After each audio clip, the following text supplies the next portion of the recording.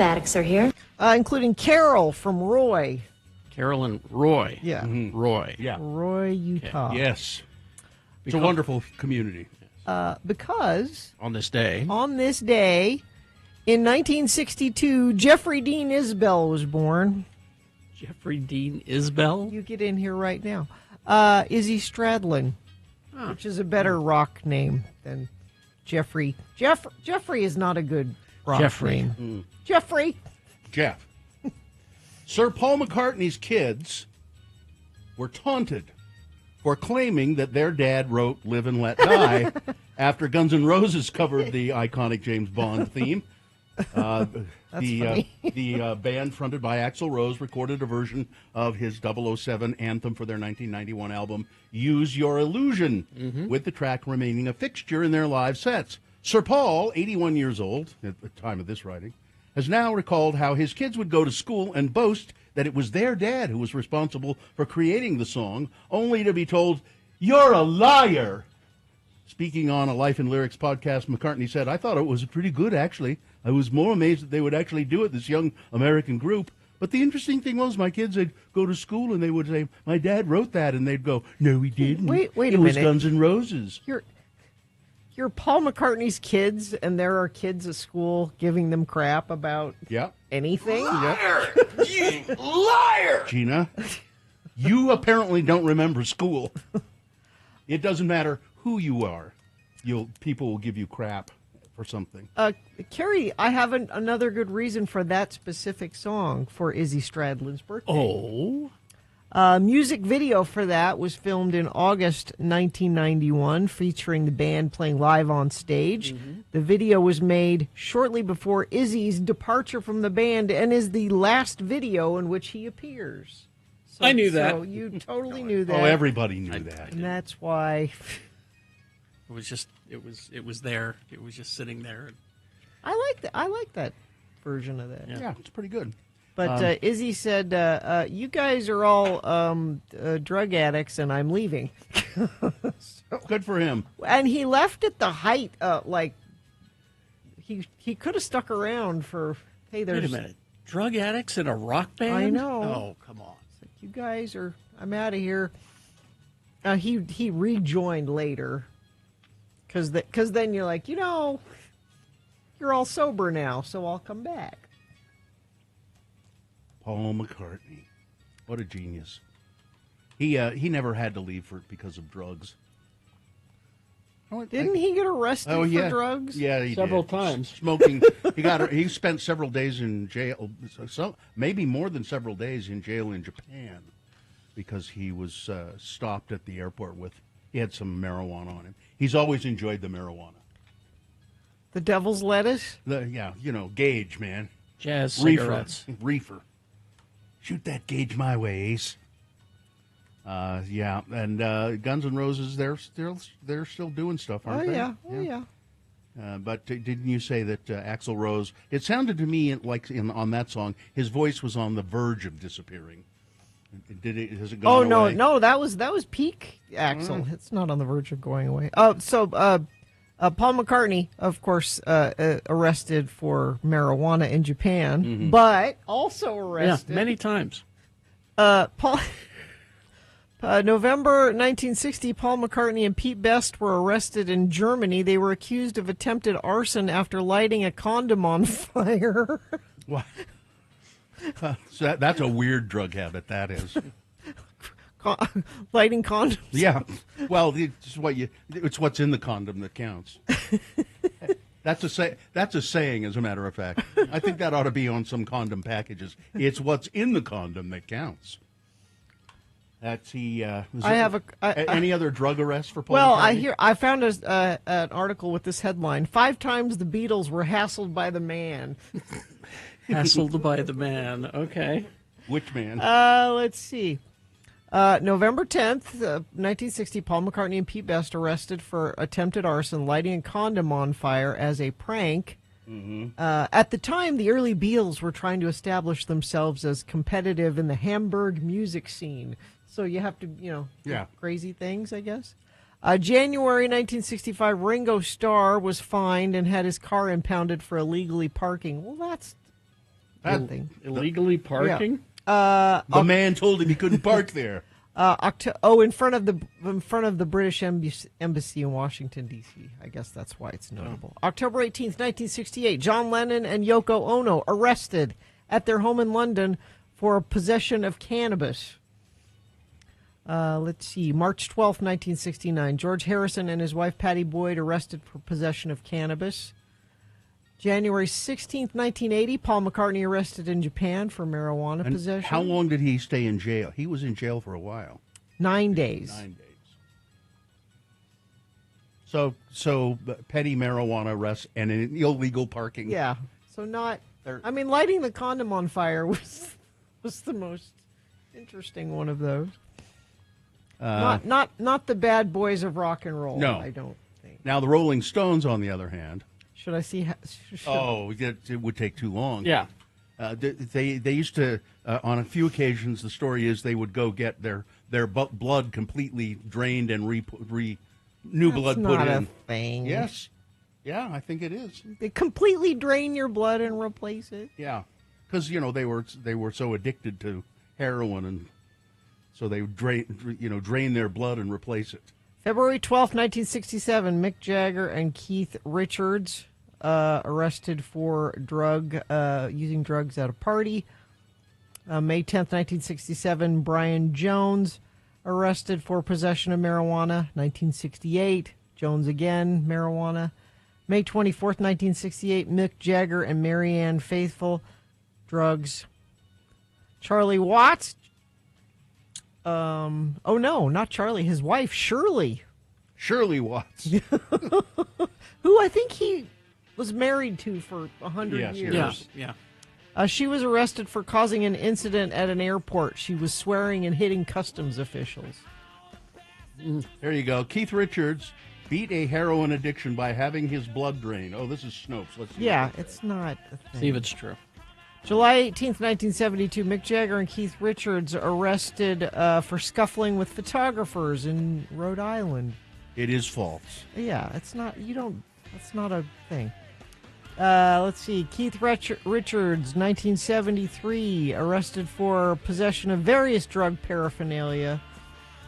Spoons, tablets, heroin, syringes, pipes, all the things, and a handgun. And most of them are still alive. Mm-hmm. Ronnie Wood arrested July 5th, 1975. Let's see, for marijuana possession. I mean, you'd think they would learn. Well, they never get. Not much happens to them. Yeah. That's why they don't. Because they're wealthy. Yeah. No consequences. Because they're famous. Yeah. As we're seeing abundantly today. You can just get away. You can with just things? do things. Anyway, all right. That was some farting around, I suppose. This has been Farting Around with Carrie, Bill, and Gina on X96, Radio from Hell. Okay, then. We're going to take a break right here, and then we'll come back, and you can check in with us if you'd like. The number to call is 877-602-9696. We like to hear from you in the morning, so make yourself heard. 877-602-9696, or you can text us if you like. The number is 33986. The X96.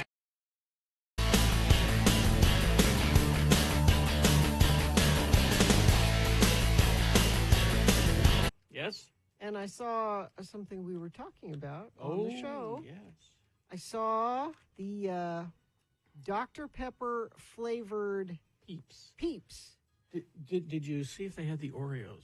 I looked for the Oreos. The Rocket Oreos. I did not see those. Taste this one-of-a-kind, unique, refreshing flavor of Dr. Pepper treat. Now I'm looking at the nutritional facts. Okay. Why are they even on there? Because they have to be. There's nothing nutritional about them. Number one ingredient, sugar. Number two ingredient, corn syrup, which is sugar. But then it says servings, there's 4 chicks to a serving. I don't think I could eat 4 of these in one in one setting. Maybe a half of one. But I think we should try these. Okay. Why would I'm they not going to have give you 4 4 of them. settings? I don't know. 4 for serving. We're just going to have one. I mean, they're very basic. I mean, it's just it's Carrie, take Marshmallow and sugar. it And is mallow that has been marshed. where do they harvest them? Where do they harvest the? Carrie's going to give it to you there. Smells like Dr. Pepper. I love a Dr. Pepper. I'm a fan of the No, Dr. there's Pepper. 4 here. Am I supposed to eat all 4 All of these? 4. That's a serving right there. Ooh, and they're fresh. They're not the But stale peeps. you get the camera on me here real quick, here, would you? Doesn't that look like the poop emoji? Yeah, it does. Yeah. If you look at it there, that's the poop emoji. Yeah. Doesn't look like a chick, that's for sure. Nope. It smells more like Dr. Pepper than it tastes. Yeah. Yeah. Don't you think? Yeah. It is just sugar. How could you possibly eat 4 of those? All the chemicals. Chemicals. And you just feel them being done. absorbed I'm done with into that. your flesh. Your wife's not listening right now, Well, is she? figures. Oh, Yep. sorry, Sue. But she knows I have to do these things for work. It's for Look. work. Look, 3 little poops in a row. These aren't peeps, they're poops. That's what they are. They're Dr. Pepper flavored poops. Well, now see, now you get the chocolate ones, and then you can pass them off as poops. Oh, that's going to make me sick.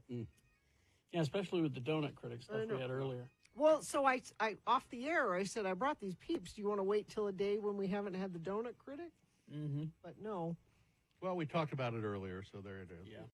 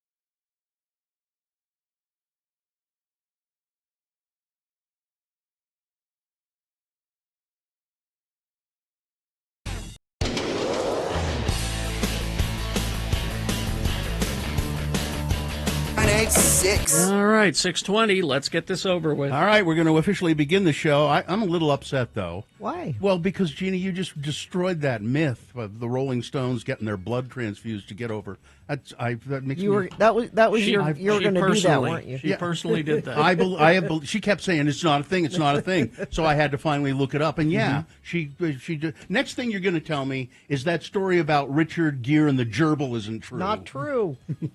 Okay, I'm going to look that up. Not true. Do we have a sponsor to begin the show here? And the Rod Stewart one that I'm not going to say anything more about. With the stomach pumping? Also not You're true. good. Oh, come on.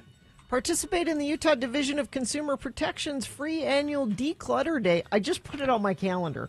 Declutter Day? Yeah, I'm excited about this. Are you really? Yeah, University of Utah's Guardsman Lot. Safely destroy your sensitive documents, household items, discard outdated medication. Visit dcp.utah.gov/declutter. This is great. It's like stuff what day you don't is want. it? It's April 18th. You know, stuff you don't want to throw in the trash, but you don't know how to get rid of it. Like maybe old, are they taking like old electronics? Yeah. dcp.utah.gov. Yeah. Okay. The moon is 82.5% of full. It's a waxing moon. That means we'll have a full moon on April 12th. The moon will rise today at 4:04 p.m., today being Tuesday. It's the 8th day of April in the year of our Lord Jesus Christ, 2025. It's Pygmy Hippo Day. Oh, my favorite. They are cute. They're an endangered species, you know, rapidly moving toward extinction. There are only about 2,000 pygmy hippos left in the world. Way to go, humans. It's Texas Sandfest Day. Texas Sandfest. It's people who gather. It started small on a little island off Texas. And it started small, people sculpting sand. But it's apparently become a huge thing with thousands of people coming and participating. It's National Empanada Day. I like an empanada. And it's Be Kind to Lawyers Day. Oh, okay. We love you, Ed Brass and Mike Anderson and Wade Taylor and all you other lawyers. All our favorite lawyers. It's and this is an all-new edition of the official morning show of lawyers. It's Radio from Hell show, starring the Lords of Morning Radio. Kerry Jackson right there. I'm Bill Allred. Kerry's putting on his hat. There it is. Yeah, it's all right. Never mind. What? Nothing. What? Nothing. Was I supposed to say? No, it's not you. It's not you. No. Oh, okay. No, it's not you. All right. I'm Bill Allred, and it's not me. Gina Barberi right over there. Katie, for short, is our fine producer. And did I see Allison? Yes. Allison? Hi, Allison. Yeah, wake her up in there. And we have the dog is in there as well. Vax. Yes. All right. Okay. Check-ins. Let's begin with Dawn. Is it Dawn? Yeah, it's Dawn. Oh, where you I been, got up Dawn? Way too early. It's a terrible. Oh, I work weird hours, and so I just wanted to call in and say that every time I pick a pair of boots, I think of you. Why is that? Because she's Boots. Yeah. Oh, you think of So Gina. my husband And- calls me that. And so, welcome back from Rome. Speaking of Rome and Italy, I picked Måneskin, their album Rush, Yeah. last week. That's pretty So good. that made me think of you, too. And so every time I pick a whiskey glass, I think of Bill. And every time I pick a straw hat, I think of Carrie. Aw. I love y'all. Well, Katie, your dinosaurs are on the way.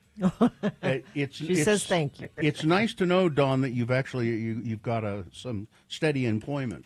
Apparently. Yeah, 5 months, man, almost 6 months. Way to go. Well I wish done. they would Awesome. give me- I wish they'd give me permanent status, so that I could get some insurance and stuff. It's going really good. I really love my job. Good. I'm glad That's to good. hear it, Dawn. All right. Take care of yourself. Good for you, I Dawn. miss you guys so much. I miss you so much. Oh, Love y'all. we're always here. We're always God here. bless y'all. Or we have a podcast. I hear you. All right. Thanks, Dawn. See you later. All right. Let's see. Bus driver Troy checking in. Peyton here. Hot take. Guns N' Roses instrumentals are pure gold, but Axl Rose's voice is atrocious. All right. Ranger Kate waking up to a GNR song made me worry. Is everyone fine? Just fine? It's yes. just Izzy's birthday. Everyone. Izzy's birthday. Sketchy Blake of Ogden checking in. I'm heading to the dentist early this morning for a crown replacement. If only we had fluoride in our water when I was a kid. Yeah. Oh, good. It's time to hear Farting Around, but slept long enough to not listen to Guns N' Roses. So heard the farting around part, but not the song. It's the sweet spot there, I guess. Mixer driver Shane checking in from Orem. Mike in Nashville checking in. Old Smema Road, westbound, experiencing slowage. Consider Concord Road as an alternate. Thank you. Yeah, Infiniteam is everywhere. How are you holding up in the weather situation in Nashville? He said it was very wet yesterday.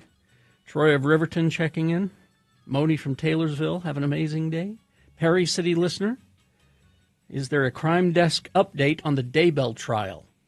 Yeah, we should do one. Did you? I didn't watch Opening yesterday, arguments did you? yesterday. You forgot, didn't you? I did. The prosecution opened up yesterday. Oh, okay. Perry City listener checking in. Let's see. Richard, who's not a dick, checking in. Zane of Dallas checking in. Is Seven Courses of Darkness a good band name? Yeah. And what did Handsome Bill Allred have for dinner? You'll find out. Happy Rex Manning Day. Okay. Emmett the Pool Guy checking in. Tree of Maine. Not complaining about the snow today. Noticed farting around has been Beatle heavy lately. Has it? Well, Beatles influences lots of different things. So Tristan from the most west of Jordan's checking in. Christine the Librarian checking in from Butte, Montana. Cardboard Chris checking in. Johnny B checking in. Last night did not deal me adequate rest, but the anger and spite imbued sanctification of this morning's dose of prednisone will sustain me. He's got the roid rage. Yep. Mishak Averta checking in. What a beautiful morning. Joe Dirt checking in. Making a bunch of asphalt today. Salem Steve checking in. Chef Roy, Woodworker Willie, Attorney Ryan in Tokerville says hi. Thanks for being nice to me today. Good morning, Lords and Lady. Meg the Musician checking in. Kevin from Layton. Mark of the Medalist of Shops checking in. Mikel of Reno checking in. Jody and Brad off to work. Last one, then 2 days off. Looks like everybody's here, so let's begin. I-80 between 72nd and 5600 West is down to one lane each direction for bridge maintenance the next 2 weeks. Already seeing delays stacking up eastbound coming out of Tooele County. Consider taking SR 201 as an alternate route. No accidents being reported right now, and you haven't reported any, Infiniteam, but whatever you're seeing out there on the roads, wherever you are, text us and let us know, 33986. Help Jerry Seiner Cadillac celebrate their new location with an incredible buying experience for your dream car. Come in today and experience the Seiner difference. All right, we will take a break, play a song for you. After that song, we got big boy news and a Pinuendo. And Frank Christ presents They're Fine, They're Just Fine, the Dead Celebrity Game. We'll explain how to play and what you'll win, all coming up, Stan.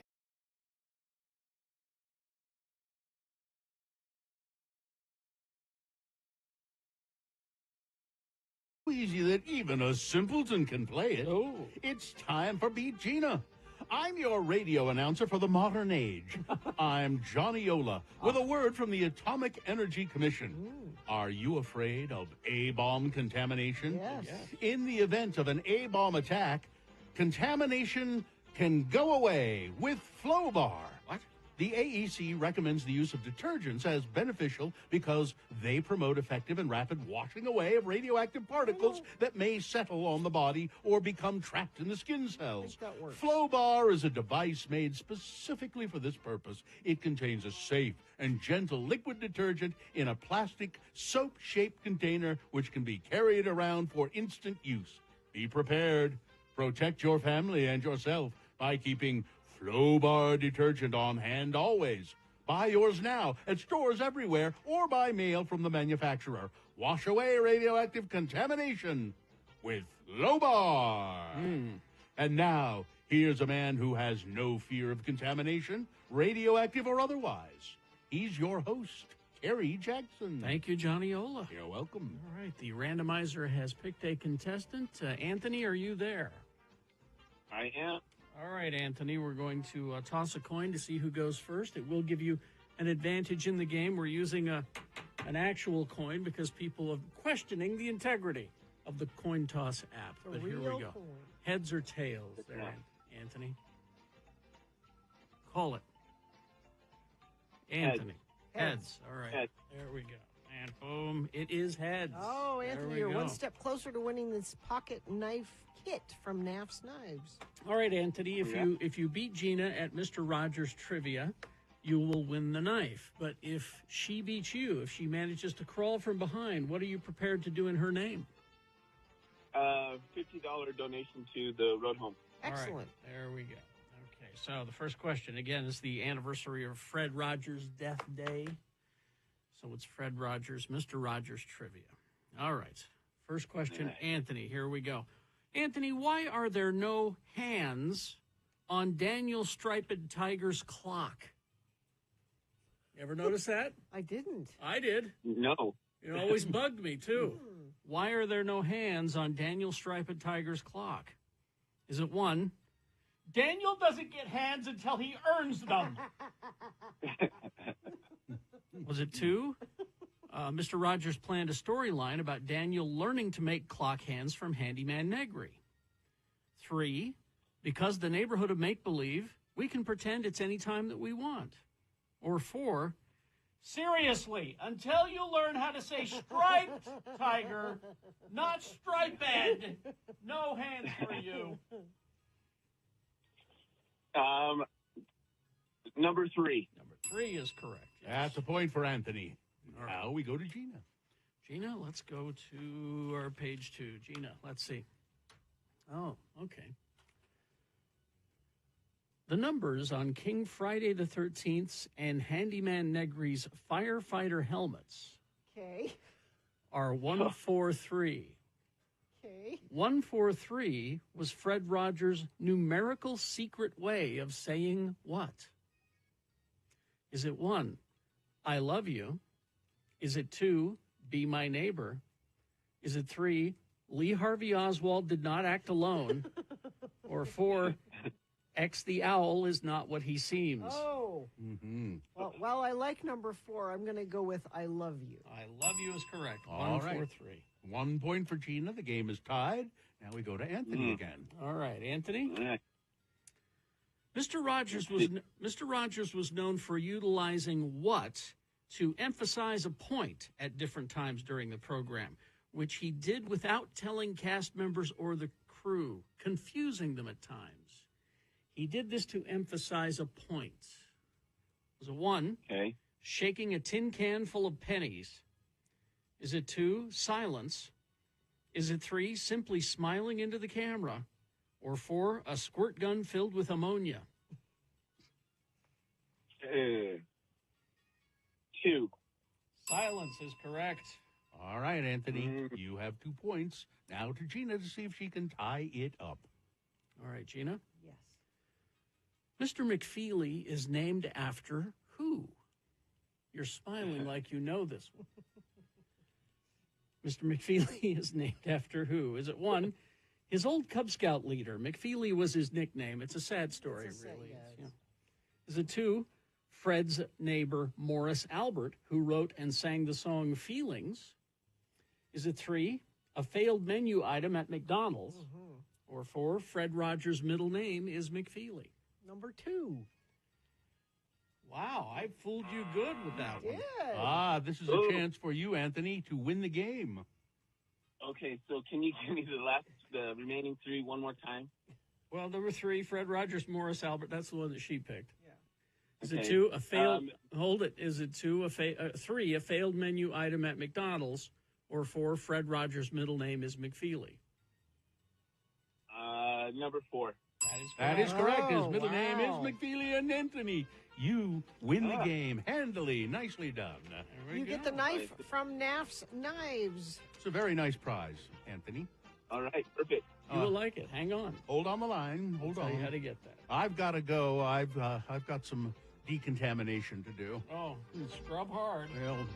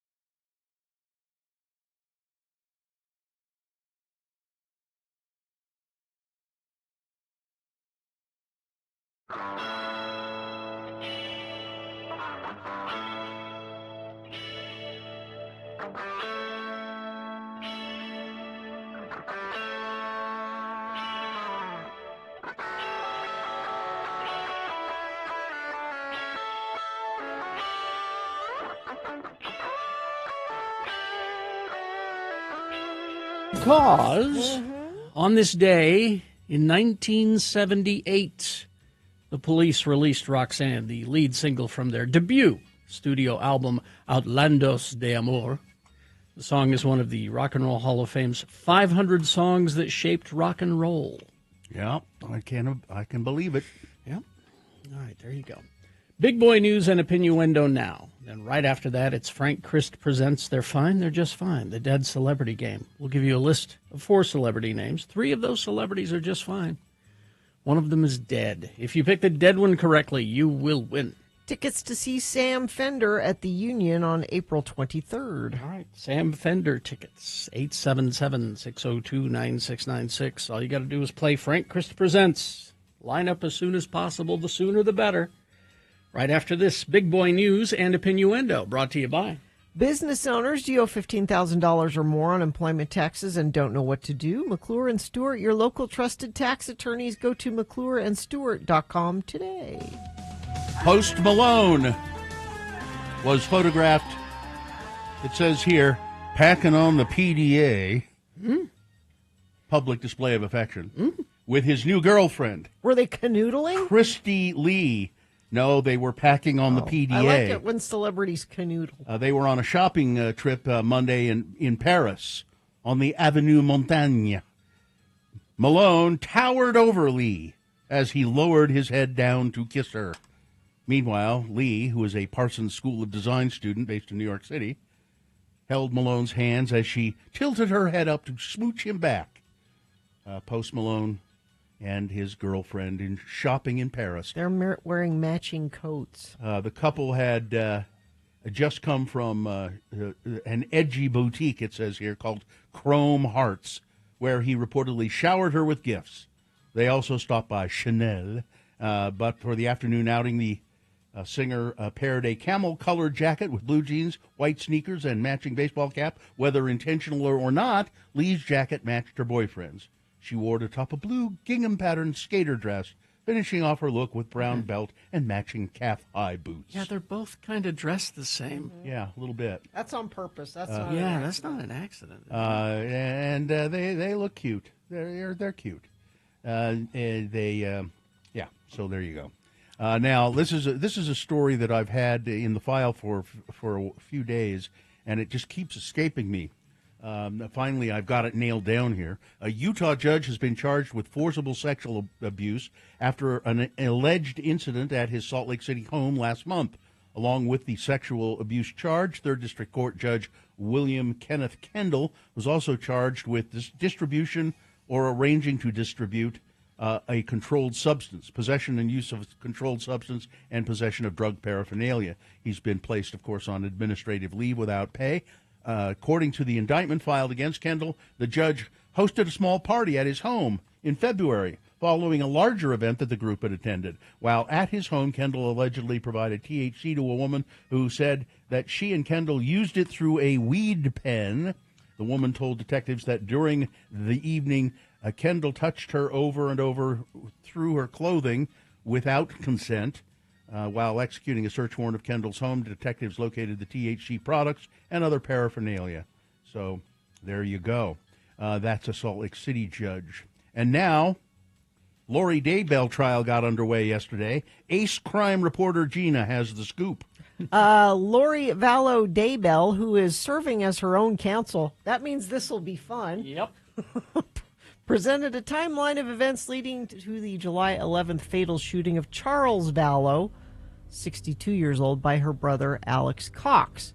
It is hard to keep track. So she's already been convicted of killing her kids and her new husband's first wife. That's a separate thing. Mm-hmm. This is her husband before that. That was her 5th husband. Yeah. She said the day that Cox shot Vallow, so her brother shooting her husband, her husband got into an argument with her daughter Tylee, who's dead and can't say whether this happened or not, said that she was threatened with the bat.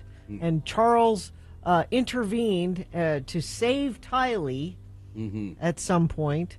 The interesting thing about this is when all of this happened, so her brother shoots, say it happened just like she said. Her brother shoots her husband because he was attacking her daughter. And the police were called, and she got in the car and drove her son, who's also dead, to McDonald's for breakfast and then dropped him off at school and then came back to meet the police.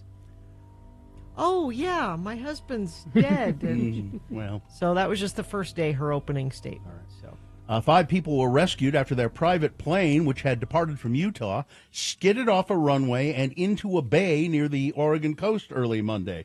Emergency crews from several local agencies responded to a report of a crash near runway at Southwest Oregon Regional Airport in North Bend shortly before 6:15 in the morning. Officials said that a 2019 Honda Jet carrying a pilot and 4 passengers skidded about 100 feet off one of the airport's runways and into Coos Bay. All 5 passengers were rescued from the plane and transported to a nearby hospital with just minor injuries. The names and ages were not immediately released. 2 people had already been discharged from the hospital, so the injuries were not serious. You can see it at x96.com/live. Plane floating in the water there. Available flight records show that the plane had departed St. George Regional earlier in the morning. Records show the plane registered in North Bend, flew between the 2 airports a few times in recent weeks. Well, let's see. 2 of Trump administration's top officials appeared in Utah yesterday to promote a series of bills they said aligned strongly with the Make America Healthy Again agenda. The bills ban fluoride from water, ban SNAP or food stamp benefits from buying soda pop, and ban some food additives from school lunches. Utah is taking the lead in so many ways, said U.S. Health and Human Services Secretary Robert F. Kennedy, Jr. In particular, Kennedy praised House Bill 81, which bans fluoride from public water systems in Utah. By the way, he said he's directing the CDC to not recommend fluoride. Now, he doesn't have the power to have fluoride taken out of the water systems wherever it is, but he can say to the CDC, never mention fluoride. Never mention it. It makes no sense to have fluoride in our water supply. I'm very proud of this state for being the first to ban it, and I hope more will come. even though dentists say it's... Dentists, yeah. Davis and Salt Lake counties and Brigham City are the only places in Utah that fluoridate their water now. It was allowed through public votes. The bill by Stephanie Gricius of Eagle Mountain would ban it and instead offer a prescription for anybody who wants fluoride. Let's see. A Russian missile struck a playground in Ukrainian President Volodymyr Zelensky's hometown on Saturday, and 9 children were killed. The United Nations described it as Russia's deadliest attack on Ukrainian children since the war began 3 years ago. The Pentagon is getting ready for Donald Trump to go berserk. In the largest single deployment of stealth bombers in U.S. history, the Pentagon has sent 6 B-2 Spirit aircraft to Diego Garcia in the Indian Ocean. The long-range bombers, which are uniquely suited to evade Iranian air defenses and can carry America's most potent and bunker-busting weapons, flew in from Missouri last week in a little-noticed operation. The B-2s carry not just bombs, but a message for Iran. Do you see our sword? As one retired general told the news this week. Instead of saying saber rattling? Yeah. Trump hasn't been shy in threatening Iran, saying that if Tehran doesn't close the door on nuclear capability, they will experience bombing the likes of which they haven't seen. Now, didn't we have a deal before with Iran? Yes, we did. And Trump broke that. Trump broke that, right? In his first term. Okay. Yeah, in his first term. But now it's a problem. Yep. Yeah, there you go. Yeah. By the way, it's so exciting. Donald Trump is going to get his showy military parade, probably. Just like Dear Leader? Yeah. Trump angrily and reluctantly canceled his plans after military leaders, this was in his first term, said that it would cost $92 million. And after district officials complained that heavy military equipment, tanks and planes included, would tear up the roadways and cost $21 million for just parade public safety. Well, now second-term Trump apparently won't be denied. According to a D.C. source with knowledge of the plan that's still being developed, Trump has commandeered June 14th.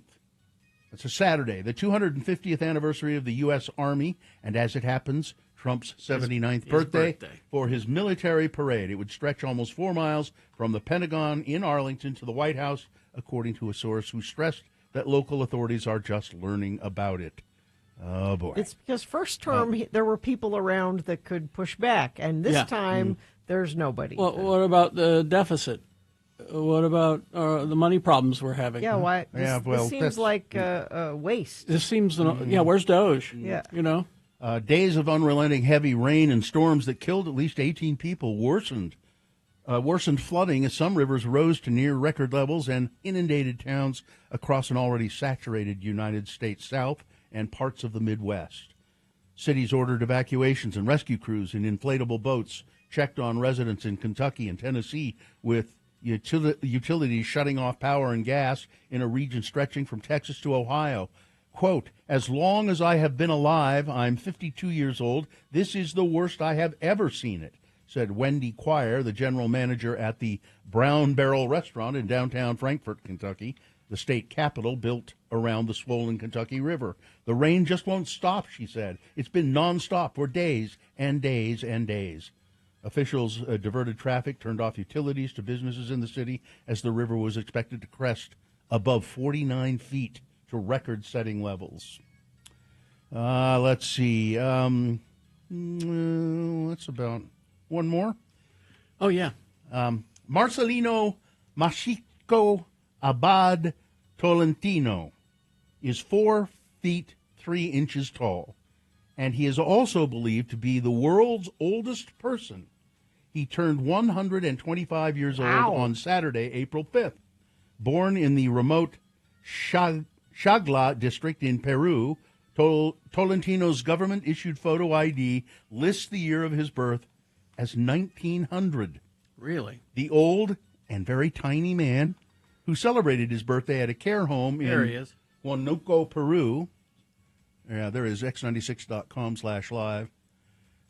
Was orphaned at the age of 7 after his parents tragically died while trying to cross a river. Tolentino worked in the fields from a young age, unable to attend school because the closest one was still too far away. During his time working the fields, he reared animals, bartered farm goods, which came in handy in his later life. He never had a partner or children. He lived a simple, solitary, self-sufficient life. Tolentino credits his long life to his diet, eating vegetables from his own garden, which he refers to as the Garden of Eden, as well as fresh fruit and lamb. Well, he doesn't look a day over 90. He chewed coca leaves, a habit he got during his time in the fields to stay energized, and supplemented much of his diet with herbs and medicinal plants that he got from the wild. But his favorite food, absolutely favorite food to eat? Mac and cheese. Avocado. Oh. He likes avocado toast. He always asks for avocado in the morning for breakfast. Tolentino's cook at his care home, Dolores Perez, told local media he cannot live without his avocado. Tolentino's acquaintances describe him as a kind man who always helps those in need. He looks like a nice man. He does look like a nice man, and he looks, in the picture of him there in the care home, really, really old. Yeah. What is that? Is that a little doll or what? It's on his cake. I think it's him. It's a reproduction of him made of on his cake. of cake. And Is it cake? And my wife says that he attributes his long life to poor record keeping. Yeah. Well, that could be. That could be. Tolentino says, or people say that there. It's hard to say exactly. The ID he has is sort of, but. The current record holder for a woman is Sister Ainea Canabaro Lucas, who is 116. She's a Brazilian nun. She will turn 117 on June 8th. And that one's pretty sure. Tom's right. Let's carbon date him. All right. That's the news. Cut off a limb and count the rings. Count the rings. Sports weather traffic. Before we get to sports weather traffic. Yeah. 877-602-9696 to play Frank Christ Presents. They're fine. They're just fine. It's tickets to see Sam Fender at the Union on April 23rd. Mm-hmm. You could win them for someone else. Sure. Yeah. Sure. Gift them. All right. We're done with college basketball. Yay! And as Bill was saying yesterday when we were talking to Amy Donaldson, they're two number one seeds. They should be playing each other, and that makes for a really good game, which they had. I heard it was a good game. It was very, very close the entire time, but the Florida Gators ended up winning 65-63. That's a low score. Yeah. Salt Lake Bees. First game in their new stadium is today, 6:30. They play the Reno Aces.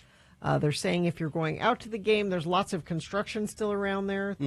So just be aware of that. Give yourself some extra time if you're going to the game.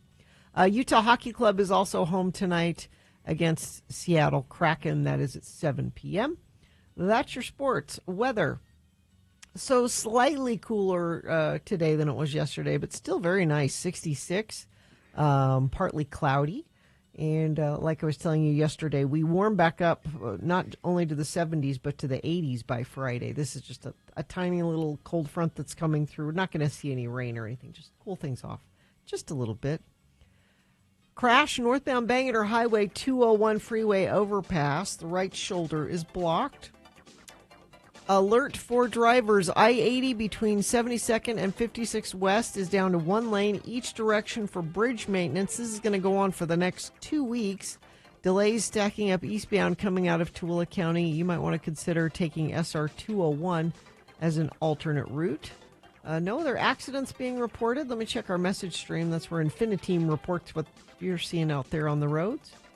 No, nothing there. But if you see something, please text us 33986.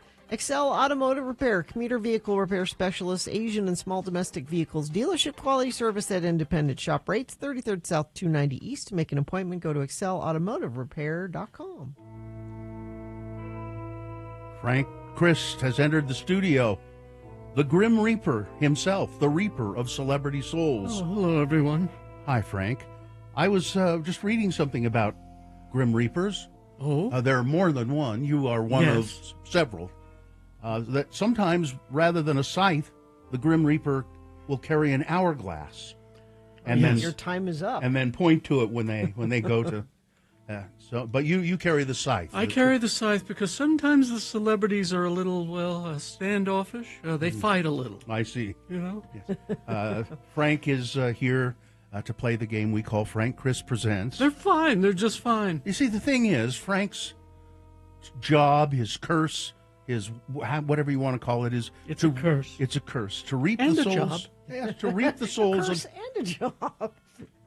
to reap the souls of celebrities, and it's a curse because, well, Frank loves those I celebrities. love our precious celebrities. Everything they say and do is right. And but because of something that happened in his mortal life, he's been condemned to reap their souls. When a celebrity dies, Frank goes to the scene and gently, usually I would think, I'm being punished. puts them in a sidecar of his electric scooter and whisks them away to the distribution center.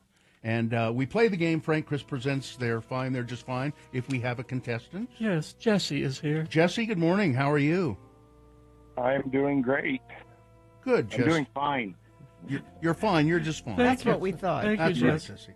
Jesse. Jesse, if you are able to select the dead celebrity out of this list that Frank has given me, you will win tickets to see Sam Fender, right? Yes, coming to the Union on April 23rd. All right, because it's Love, Be Kind to Lawyers Day. Be kind to Lawyers Day, or love your lawyer. Frank has given me a list of actors in movies about lawyers. Are you ready to go? Yes, I am. Okay, now bear in mind, three of the celebrities on this list are, as Frank... They're just fine, three of them. Three of them, but one of them Oh, Frank had to take, and you select the dead one. Here we go, Jesse. Number one, Timothy Bottoms.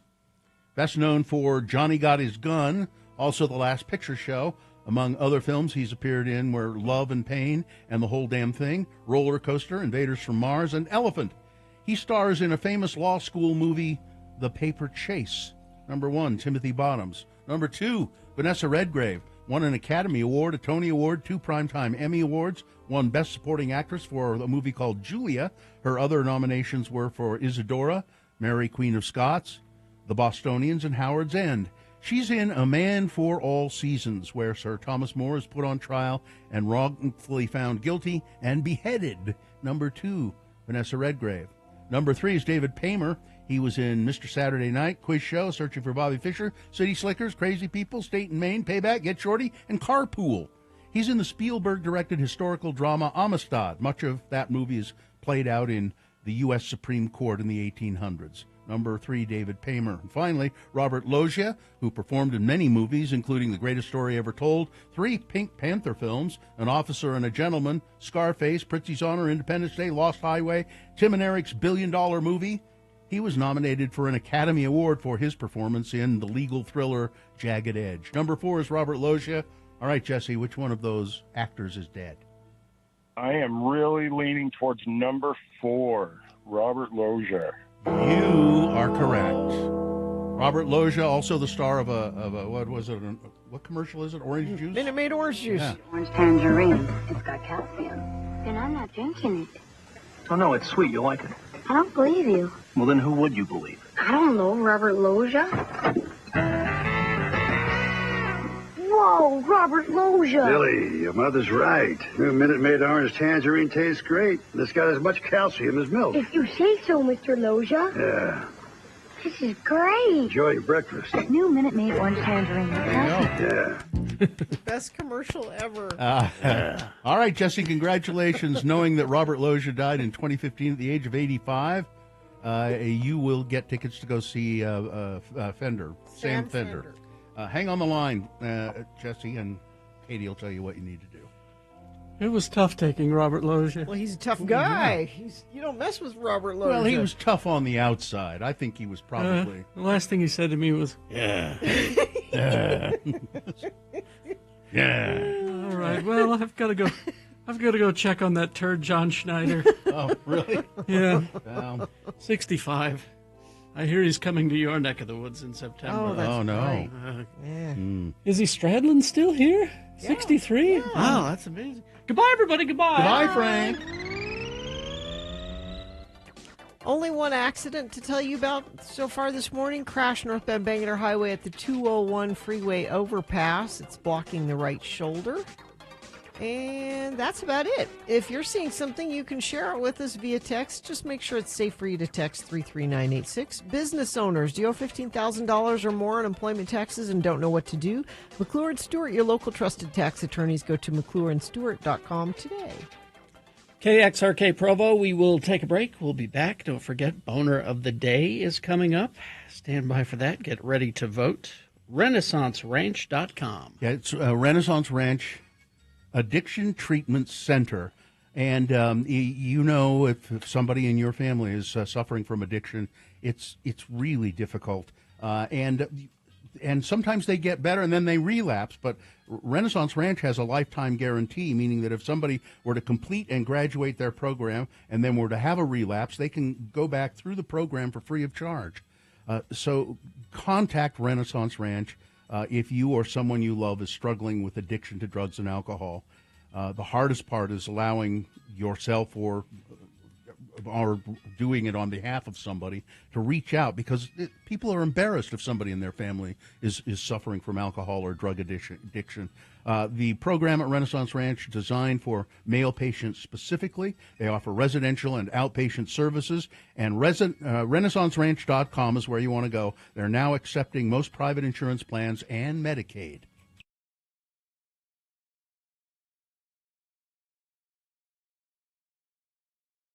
Knock down any man or woman who says they don't want to listen to another episode of Beat Gina. We're just lucky no one is in the studio here to fight me. I'm Beat Gina announcer Johnny Ola, and I'm a tremendously talented man. Yes.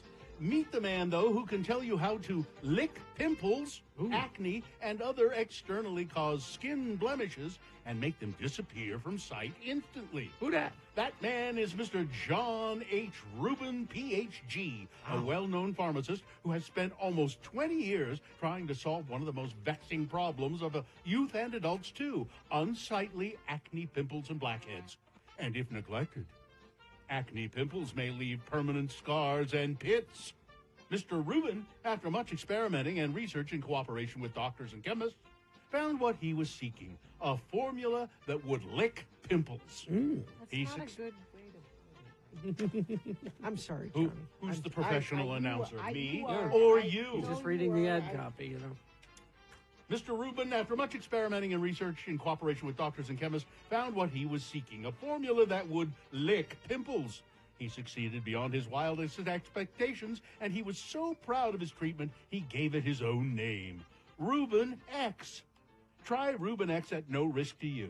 Mr. Rubin is so sure that his treatment will lick pimples in just 10 days that he's making a no-risk offer. If you don't notice improvement, if you don't think your pimples have been licked, your money will be refunded at once. Send $2 cash, check or money order to Skintex Corporation, 218 South Department AF, Bayside, Long Island, New York. Thank you. And now, here's a man who, if anybody says anything against him, I'll knock him down. Well, he's your wonderful host, Kerry Jackson. thank you, Johnny Ola. Welcome. Professional game show announcer. The randomizer has picked your phone line contestant. Ken is here. Hello, Ken. Hello, good morning. All right, Ken, we're going to toss a coin to see who goes first. It will give you an advantage if you go first, so call it heads or tails. Heads, please. All right, coin toss app says heads, Gina Barberi. So that means that Ken goes first. He has an advantage. You're one step closer to winning these tickets to see Alkaline Trio March 21st at the Complex. Alkaline Trio tickets. Now, if Gina manages to come from behind and beat you, Ken, what are you prepared to do in her name? In her name, I'm going to donate to the Spectrum Academy for the Autistic. All right. Thank you. That's a good cause. All right. So the first question is for Ken. It's multiple choice. The subject is Mel Gibson because it's his birthday today. Yes, he still breathes.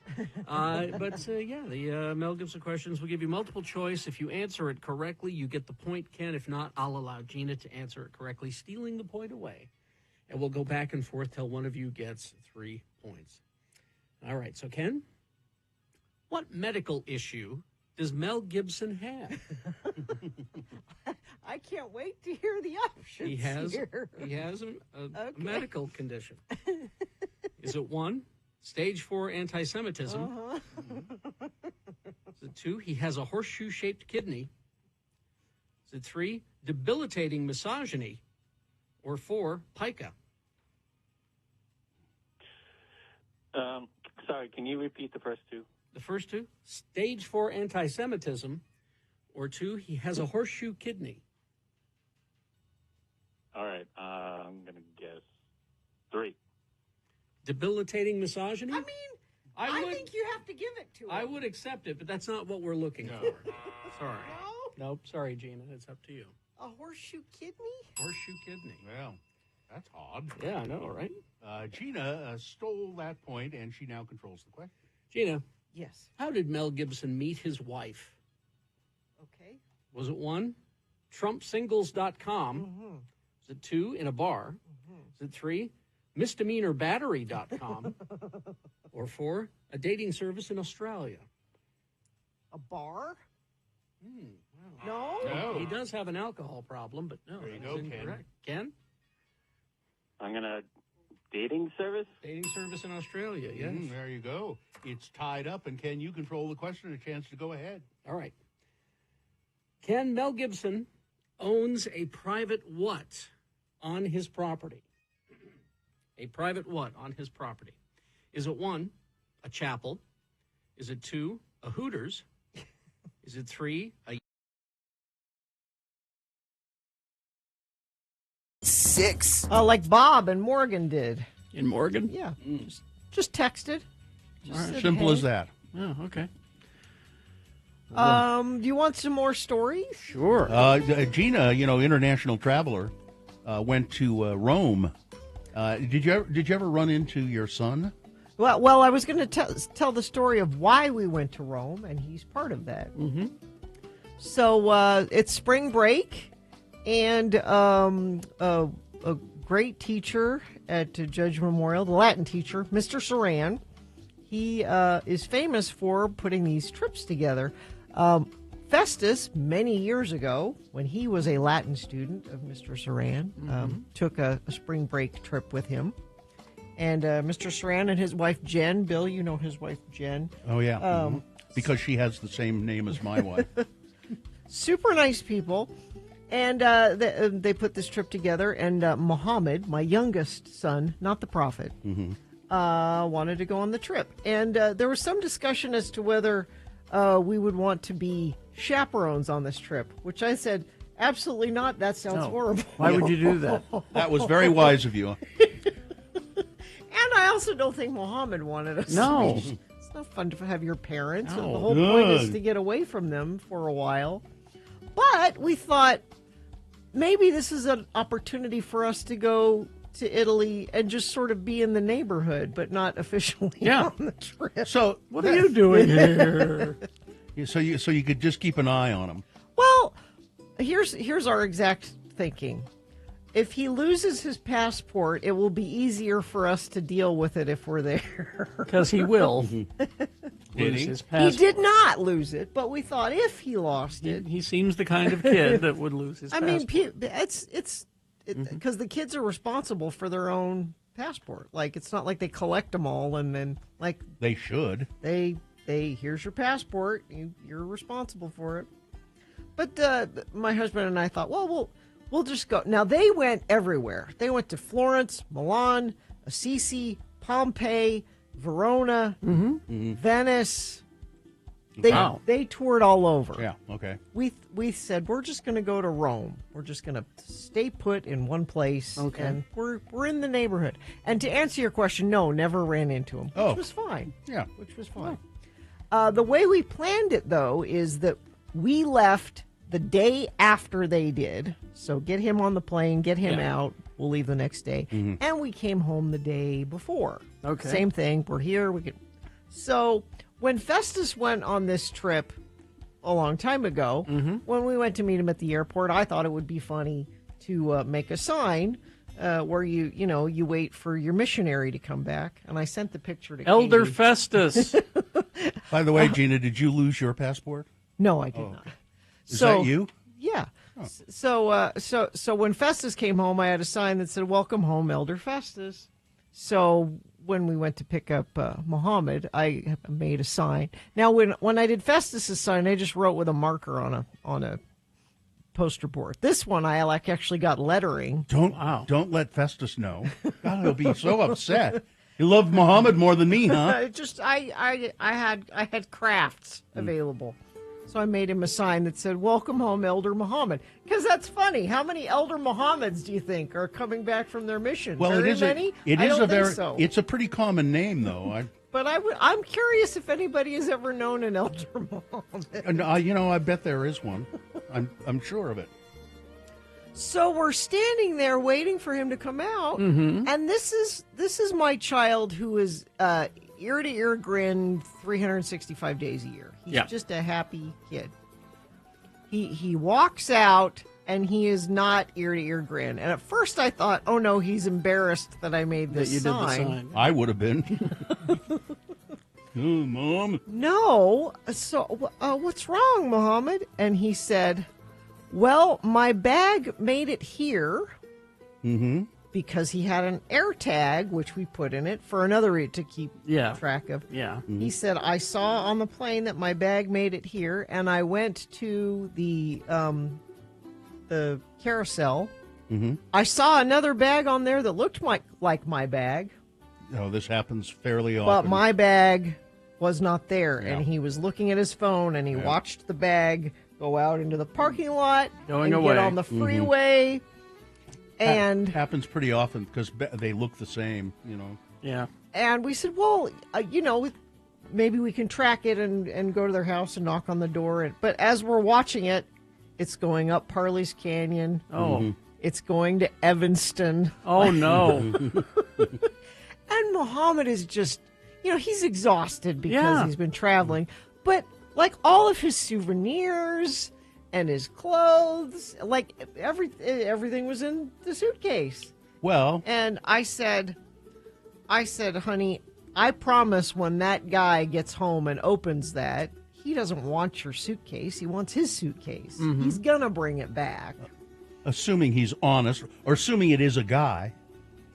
I mean, I don't know. I don't know why I That think it's person. a guy. I think women check. Women, I think, would know if it's their bag or not. Like, this isn't my bag. Exactly. And so we went to file a claim at Delta, but this isn't Delta's fault. They didn't misplace a bag. No. Some guy just or girl just picked it up and took it. They were very nice and helpful, though, because they took down all our information and said, well, if they come back, we'll I've had it before where we've lost luggage and they'll deliver it to your house. Yeah, I've only, I think, lost a bag once, and they finally did find it and bring it to the house. But so I promised Muhammad. I said, Well, I promised this you person. haven't gotten it back yet? Not yet. But I said, I promise this person does not want your bag. They want their bag. They're gonna come. But if they're all the way in Wyoming, it might be. Now, when was this?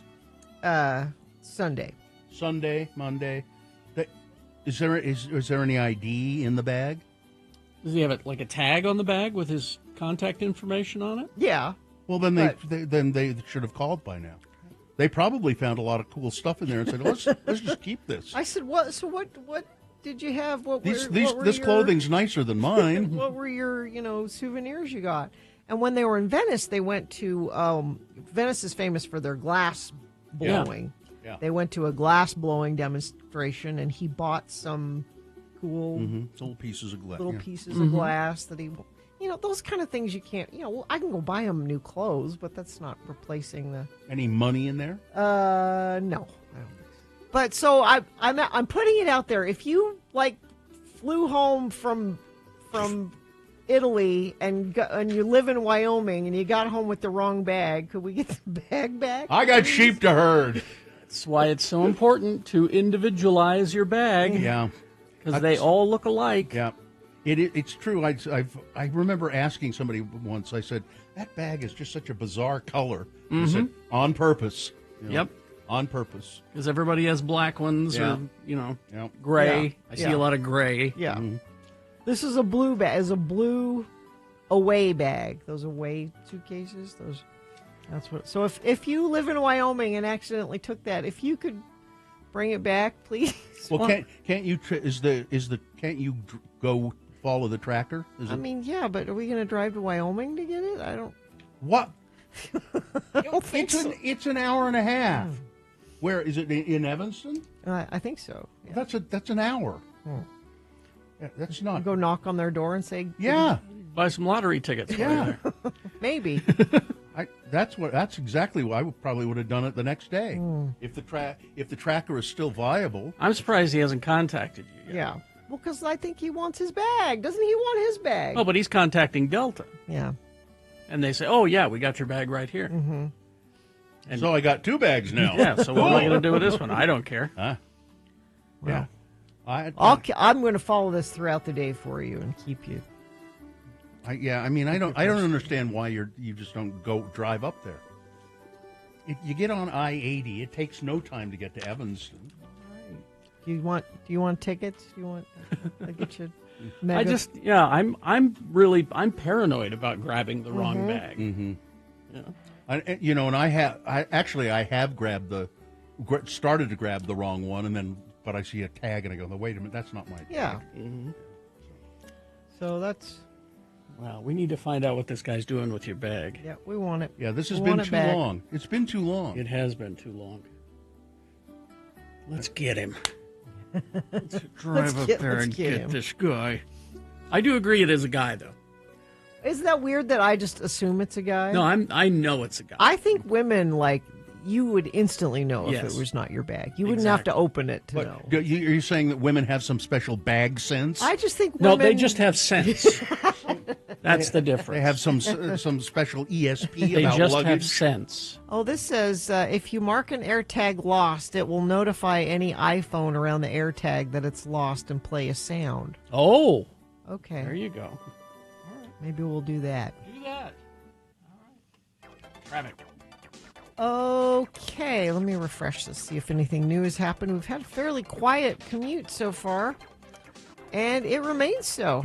No accidents to tell you about right now. Let me check our message stream. See if there's a car rushing from Evanston down here to bring a bag back. Perhaps if you see that, text us 33986. Don't pay for tires and oil changes ever again. Get tires and oil changes for life with every new Mazda purchase from Bountiful Mazda. See Bountiful Mazda today for details. All right. Boner's coming up. Here are the candidates you'll be voting for. Number 1 is the Patriot Front comes to Southern Utah. Oh. Boner candidate number 2, fetch the secretary his cookies. He needs his warm cookies. And Boner candidate number 3, another creepy deep dive from Jesse Waters. Oh, boy. Boner of the day, big boy news, all coming up after these messages and a song. Stand by for that. Larson, HVAC and Plumbing. Sean, I'll meet you at my house later. Sean, you need to call me.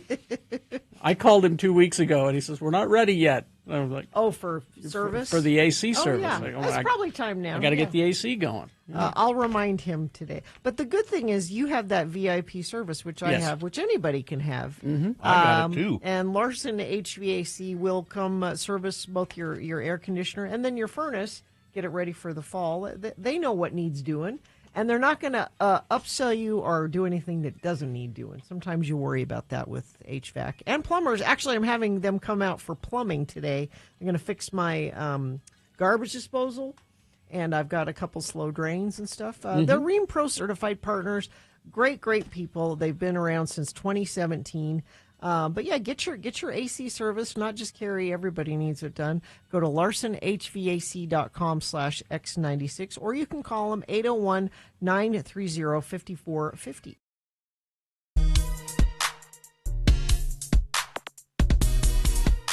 Was a boy,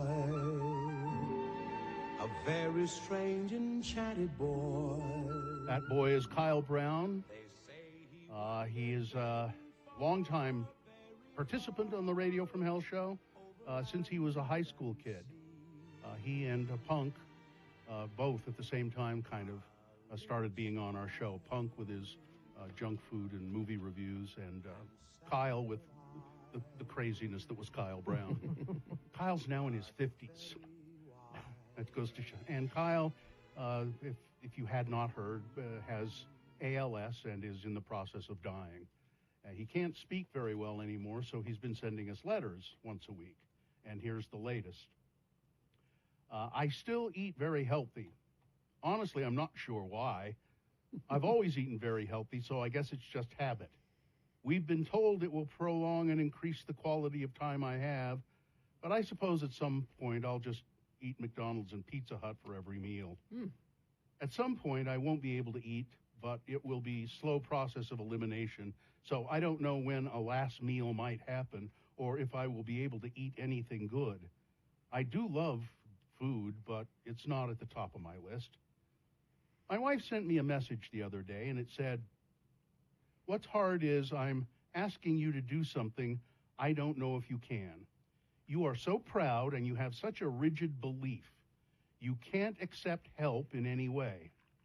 That's something you've got to pick apart and understand in order to heal. You have so much shame attached to what's happened to your body. You've always said love was hard for you to feel. I think that's crucial. The people who love you would do anything to help you. The question is, why can't you let them? I think it may require a blind leap into that uncomfortable world." I've thought about that a lot in the last 5 days. Is it bad that I don't accept help? I think it's kind of come to a head because my wife is leaving to go to her son's Air Force graduation March 2nd through the 4th. We've discussed what to do with me for those 2 nights. We have 3 other kids at home, ages 16 to 22, but we can't completely trust them in an emergency, and I'd rather die than call them into the bathroom if I fell with my pants down. I'm not kidding about that. We've also discussed having one of my brothers stay from bedtime till morning, but something about that just doesn't sit right with me. In the end, literally, I don't know why I am this way. I don't know if it's good or bad that I can't accept help. It's strange, but I would feel more comfortable with a stranger, like a nurse, doing those things. I don't want people's last memories of me to be like the way I am now, having to lift me out of bed in my underwear with my legs locked out straight as the muscles cramp up. I don't eat around other people anymore because I don't want to have anyone with a memory of me spilling on the table like a child, food around my mouth like a toddler, going through 3 napkins at every sitting. I don't think that's fair to them or me. We are all vain to some level. I still have my wife wax my back. Ooh. And I still shave even though it's time-consuming and dangerous. Yeah. I'm dying, but I still have vanity. I wonder if I'm unique in that. Let me just say this. I am under no delusion that I am a handsome man, but for some reason, I don't want to repulse my wife. I think she still deserves some effort on my part. My wife deserves better. Cheers, everyone. Love to you all. Kyle. Look over there. I am. So accepting help. I sent Kyle a little email about this, and let me just read it to you. And I hope it helps. Kyle, here's a take on being able to accept help. Some years ago, I was involved with a charity that took supplies to the native people on the Navajo reservation. Lots of stuff, food, clothing, medical supplies. And I asked the people at the charity how the Navajo people felt about this good deed doing white man charity. I was told this: the people on the reservation believe that they are doing you a favor by accepting help, because helping people in need is good for the spirit. Giving help also makes the giver feel good about themselves. Do your family a favor. Let them help you. For sure. I mean, exactly. They feel helpless because they can't do more for you. So when they do offer to do something, let them do it. I understand the Kyle's position. I really do. Too.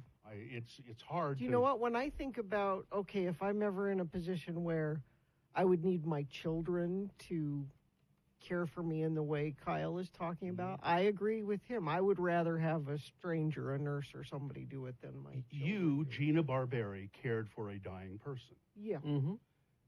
In your life. Yep. And my guess is that dying person would occasionally say, I feel so bad about having to do this. All the time. I don't want you to have to do this. And you insisted. Absolutely. Because when you care about somebody, you want to take some of that pain away. And if I can do that in this way, then I will. But I also understand the being embarrassed by it. And I'm sure the person that you tended to was embarrassed and disgusted by what was happening to him. And it's hard, really hard. But let the people you love do it, Kyle. Like Bill put it in a good way. You're doing them a favor too by giving them a chance to do something. Exactly. Are Kyle's letters posted somewhere? It would be great to look back and read through them all. Not at this time. I think we'll maybe publish a collection of them, maybe. Yeah, perhaps someday we'll.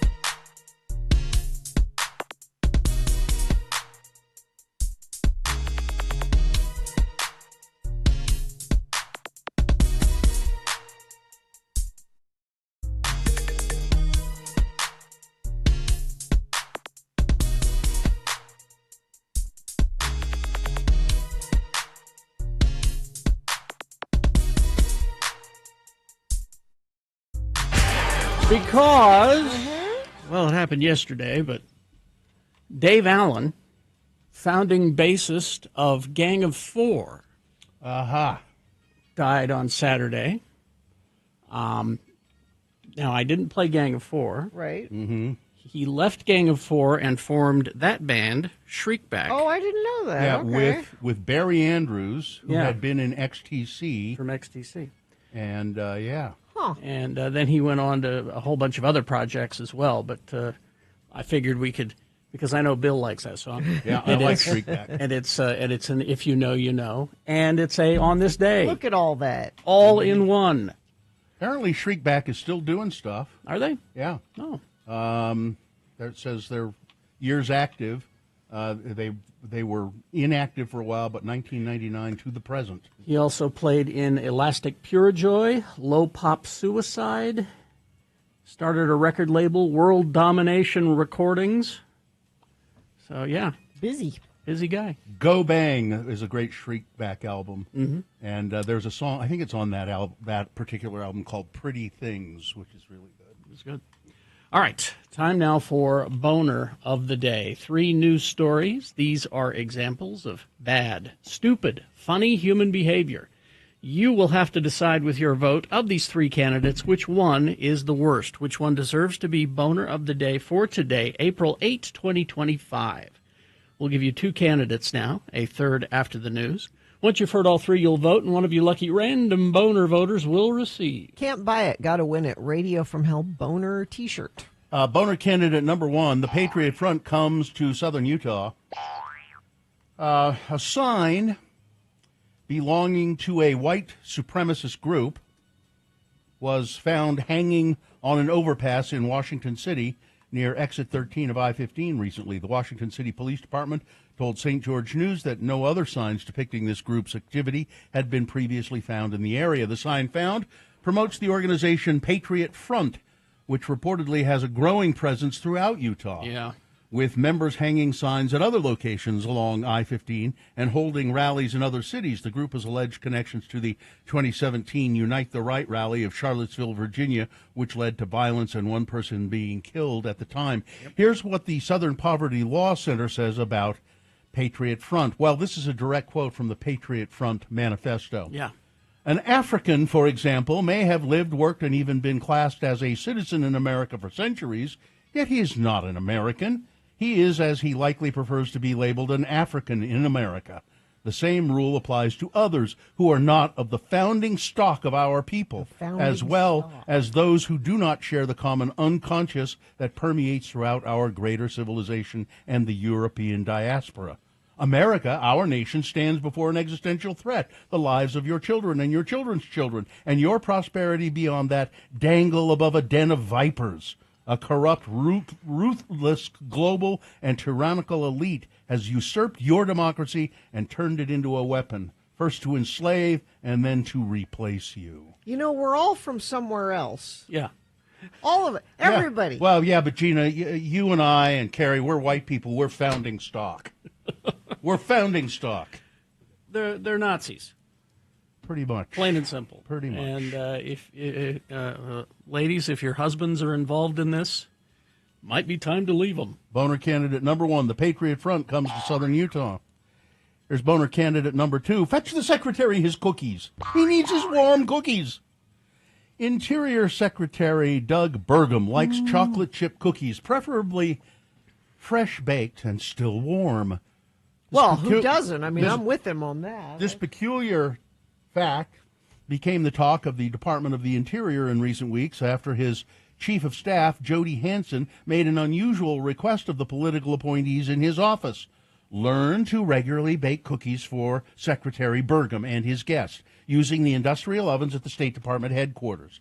That request was not the only move by his team that has alarmed some Interior officials. 4 people familiar with Burgum's leadership who requested anonymity because they were not authorized to speak publicly told The Atlantic that Burgum was focused on his status as the leader of a minor cabinet department, and those who ran his office repeatedly made unusual demands to his employees. His office leadership once instructed political appointees to act as servers for a multi-course meal. They also dispatched a U.S. Park Police helicopter for his personal transportation. On at least one occasion, a political appointee was told to remake those cookies. They're subpar. Some of the concerns have been elevated to senior White House officials. According to the source, one person familiar with the behavior described Burgum as Doug the Diva. Well, 3 people said that the concerns have been widely discussed among lower-level staff at the Department of the Interior. 2 people said political appointees in Burgum's office have been seen crying because of the demands placed on them. These pathetic smears are from unnamed cowards who don't know Doug Burgum and are trying to stop President Trump's energy dominance agenda. What? Said Interior spokesperson Katie Martin. Everybody knows Secretary Burgum always leads with gratitude and is humbly working with President Trump. You know, as long as he gets his warm chocolate chip cookies. Boner candidate number 2. Fetch the secretary his cookies, his warm cookies. And Chancellor Adam Sutler enjoys a glass of warm milk every night. Sorry, V for Vendetta reference. Coming up in a moment, Boner candidate number 3, another creepy deep dive from Jesse Waters.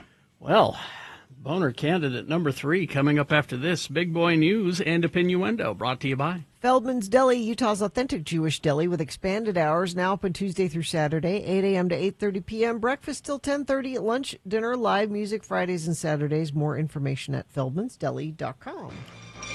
Meghan Markle's lifestyle company, As Ever, or as I like to call it, As If, was forced to apologize for being unable to fulfill customers' orders after its limited edition honey sold out. After the Duchess of Sussex released her highly anticipated line of products, which also included jam, teas, crepe mix, flour sprinkles, and more, last Wednesday, all the items sold out in less than an hour. Some unlucky shoppers purchased the wildflower honey with honeycomb for $28 when it was already out of stock.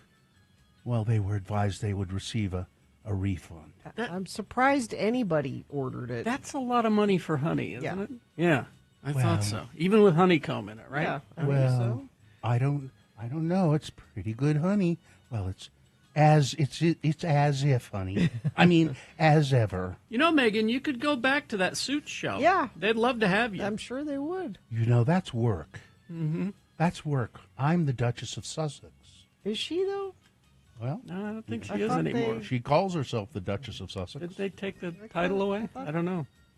All right, let's see. Oh, my goodness, what a whirlwind week this has been. Thank you so much for your support. I'm sorry about what happened with the honey. All right, now we have another story of murder for hire, and who better to tell you about that than crime ace Gina Barberi.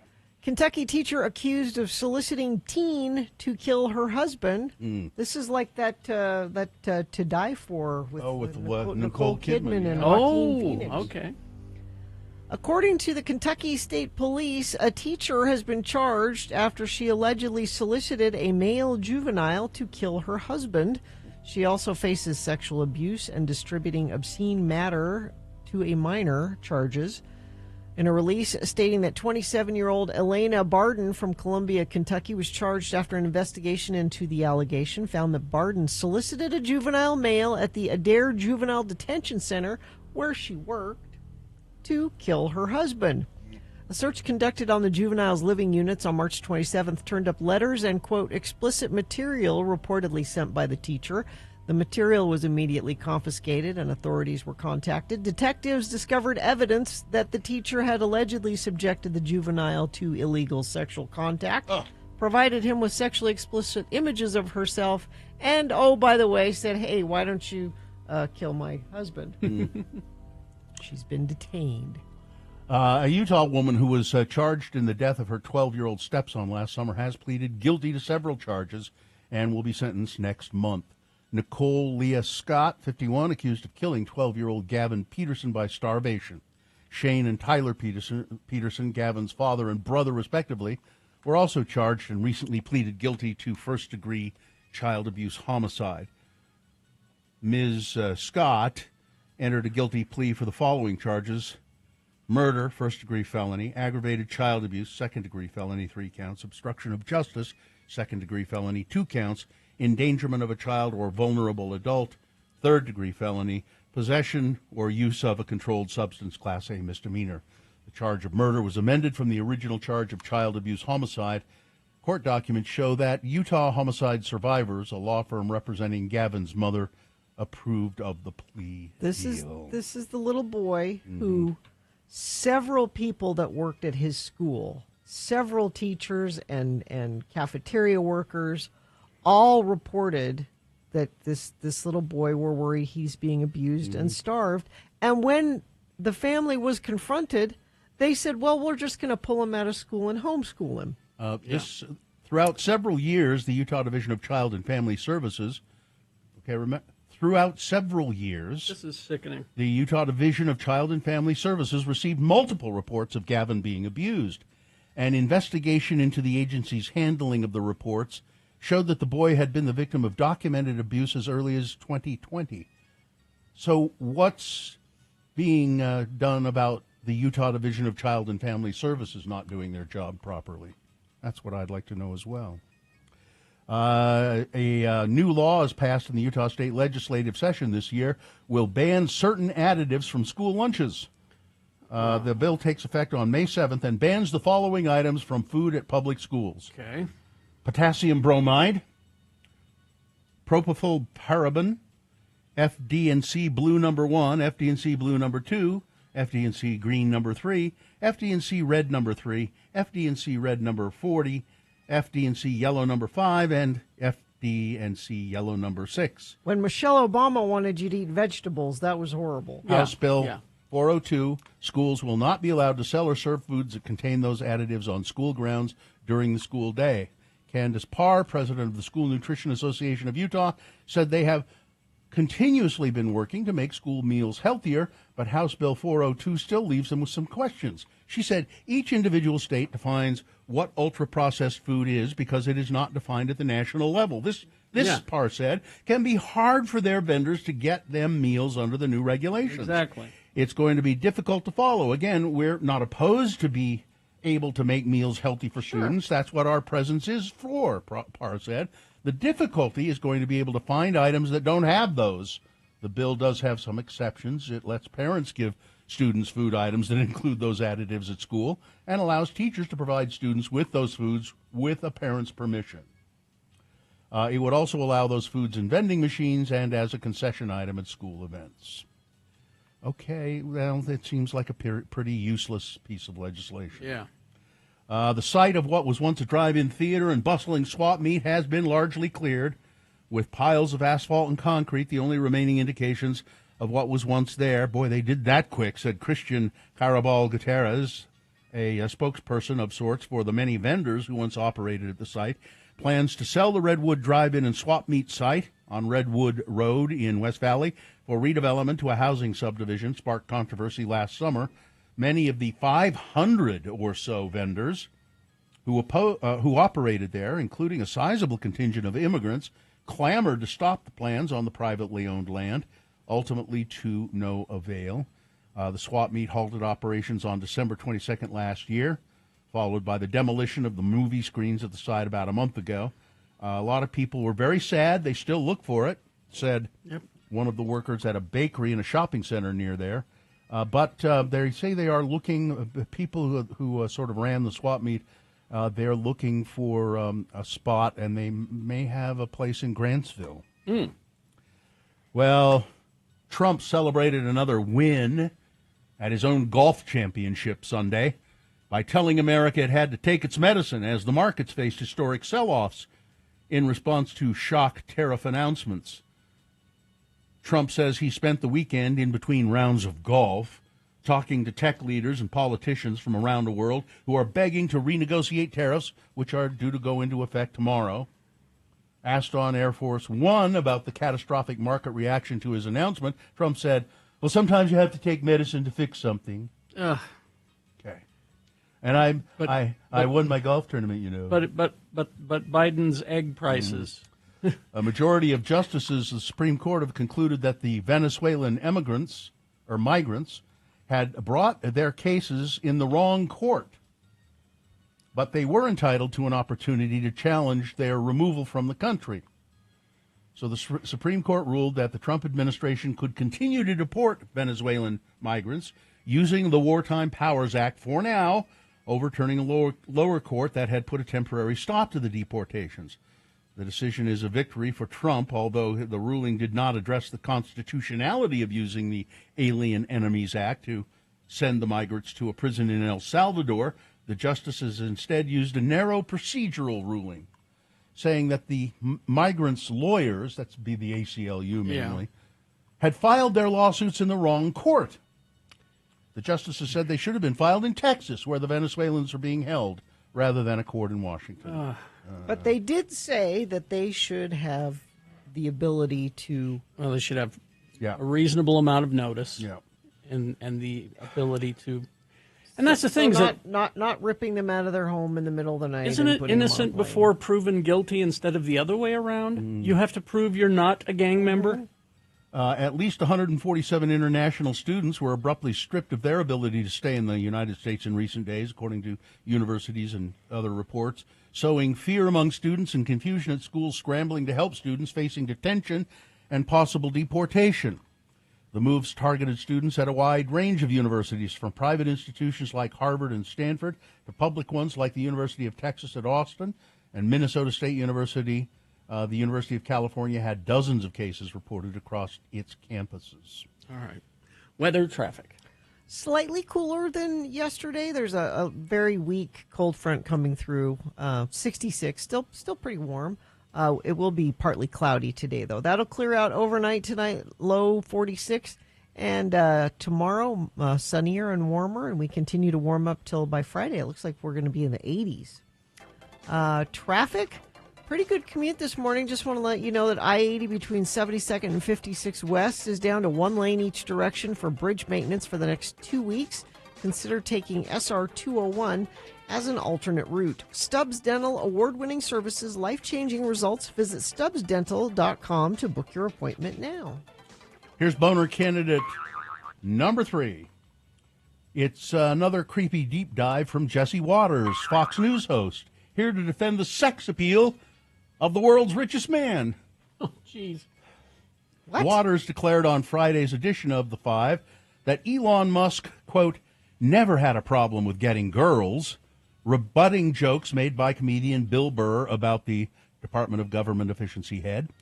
He said Musk and his Doge boys were nerds who couldn't get girls when they were young, Waters said. Now, I went and did a deep dive on the girls that they were getting.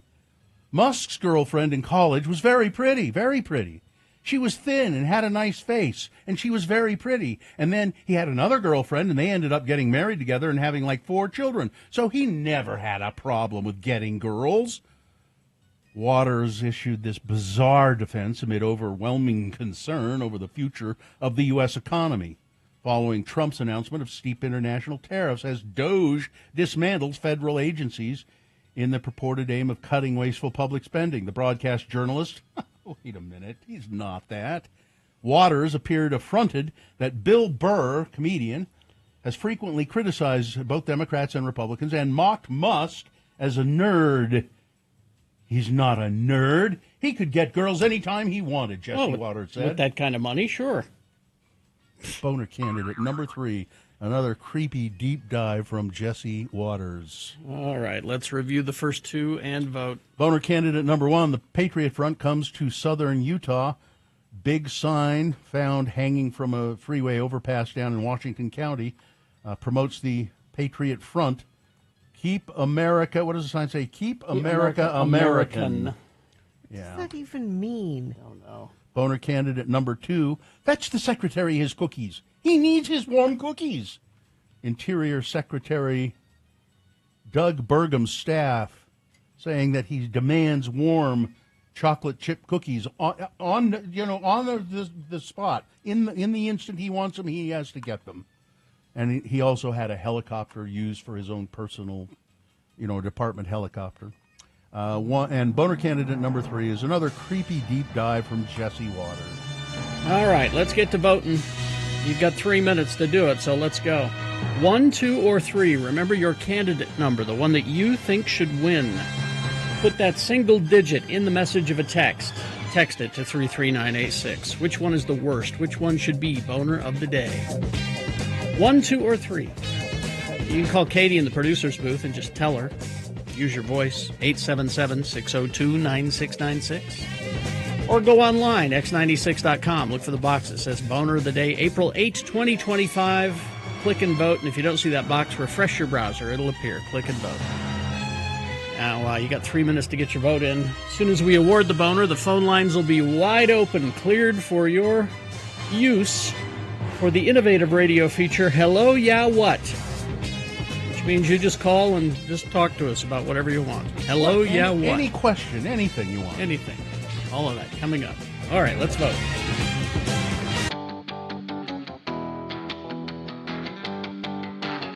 Buddy Nick Chappelle filling in for Gina Barberi, who's gone to Florida. No. Georgia. Oh. Savannah. Same thing. Yeah. Savannah, Georgia, which is a lovely place. It really is. But Nick, are you still in school? I am. Why? Well, isn't that a fun question?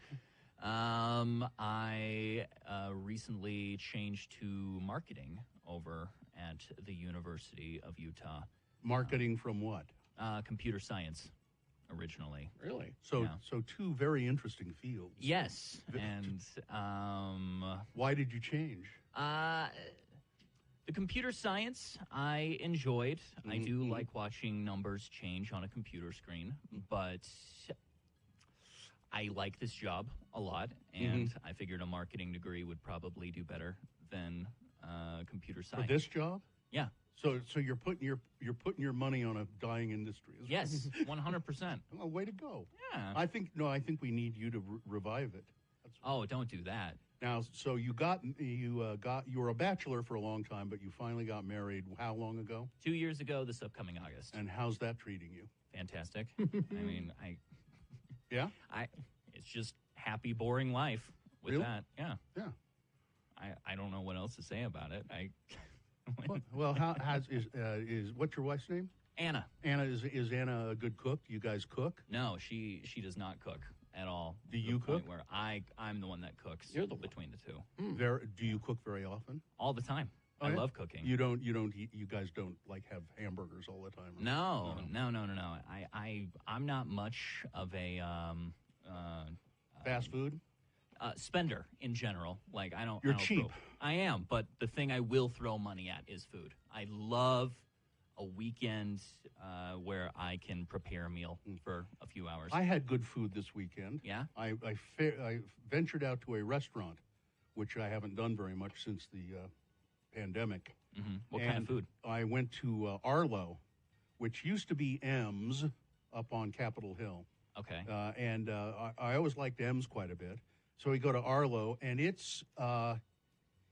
they have a very limited menu.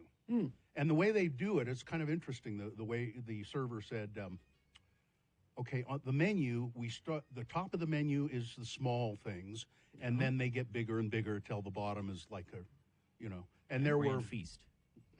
Like a grand feast is the bottom menu. Well, stuff, just or? a big entree of some sort. Yeah. So, for instance, and there are only like 13 items on the menu, the whole thing, and there was at the top bread and butter was the very first thing on the, Okay. and it said fresh baked bread right here. We make it right here, and possibly it said this way, possibly the best French butter you will ever taste. Wow, that's a bold statement. It was pretty damn good. And the bread it comes out in a little cup, and it's done kind of cinnamon roll style, but it's savory bread, not sweet. And it was absolutely delicious. And everything we had was great. What makes French butter French?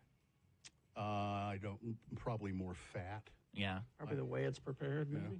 I don't know. It's just probably got more butter fat in it, more, Well, we just we had a little insurrection party at my house. Not insurrection, Yeah. indictment party. Indictment. A little indictment party at our house. I actually had people over. Yeah. And, to keeping with the theme of indictment, we had tacos. X96. All right, 7:50. Let's award Boner of the Day. And the Boner of the Day is brought to you in part by Penne alla Vodka. And are these boners making you feel like you need to flee the country? Travel Club 365 can help. From cruises, all-inclusives, bucket list adventures, your local travel pros can plan it all for every budget, all with no planning fees.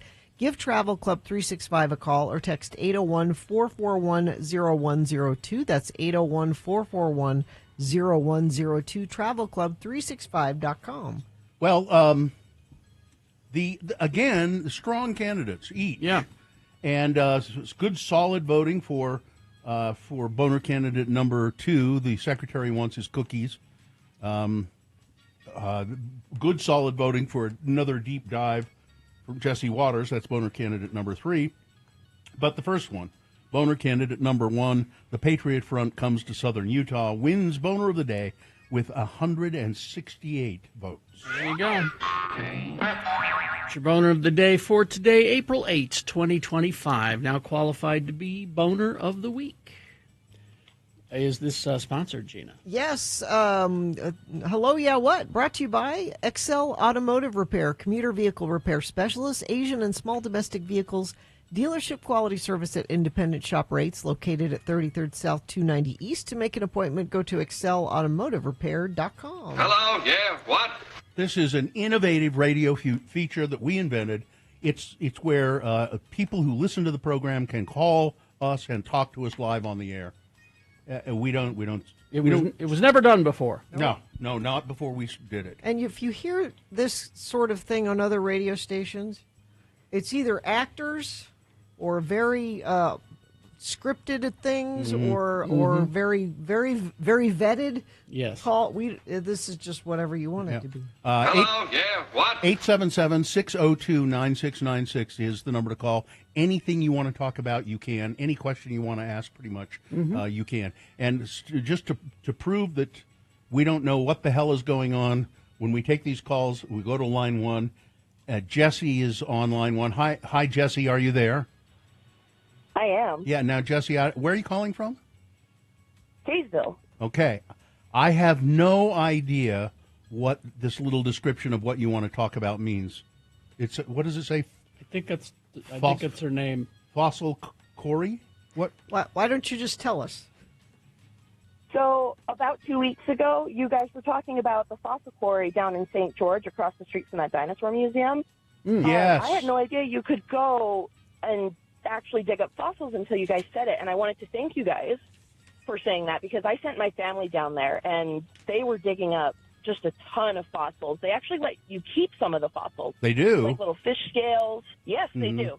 They'll keep some of the more interesting stuff, but my siblings went home with a couple fish scales. They went home with, apparently there were a lot of fish that died and exploded and then fossilized. You can take home bits of dead fish that way. And then my sister also got some coprolite, which is dinosaur poo. Yeah, so it's coprolite, actually apparently a lot of fun. They just let you walk up there and do it. It's awesome. Yeah, so thanks for advertising that. The situation is that they've known that there was a lot of fossils there for a long time, but they haven't really developed much or done much with them. But now they want to pave it over and build a 7-Eleven or something there.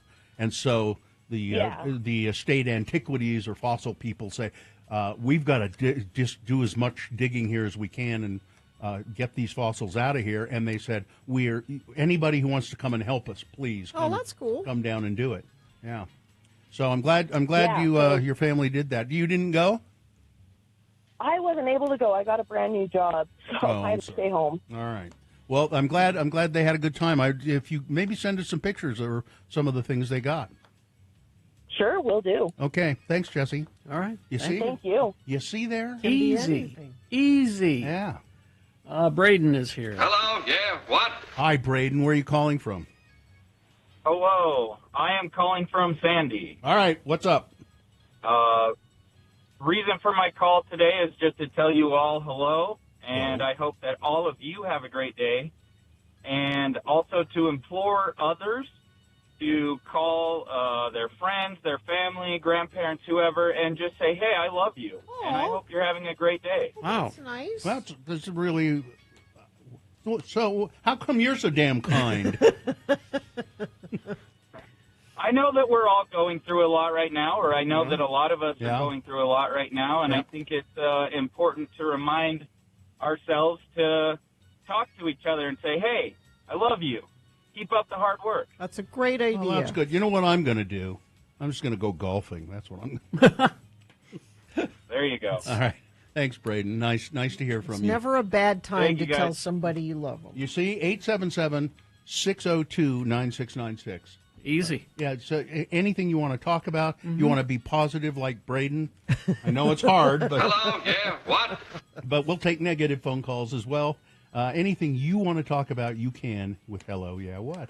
I just watched the Bar Rescue with Gina and Bill on it. That thing is on every... They're always rerunning, I yeah, guess. 6 months or something. Well, there are times on Food Network when you're watching whatever it is, and you click on the info, and the show is from 2010. Yeah. You know, I mean, they just keep rerunning them and rerunning them. Yeah. So, yeah, you'll probably see them. What channel is that on? The Bar Rescue. Bar Rescue? Is it TLC? TLC, maybe, or the DIY. Is it on Court TV? Maybe it's on Court TV. Maybe it's on Court Yeah. TV. Hello, yeah, what? All right, 877-602-9696. Oh, it's on the Paramount Network. Paramount Network now? Okay. And there are lots of seasons of Bar Rescue. But our episode is the best one. Yeah, the very best. Sure.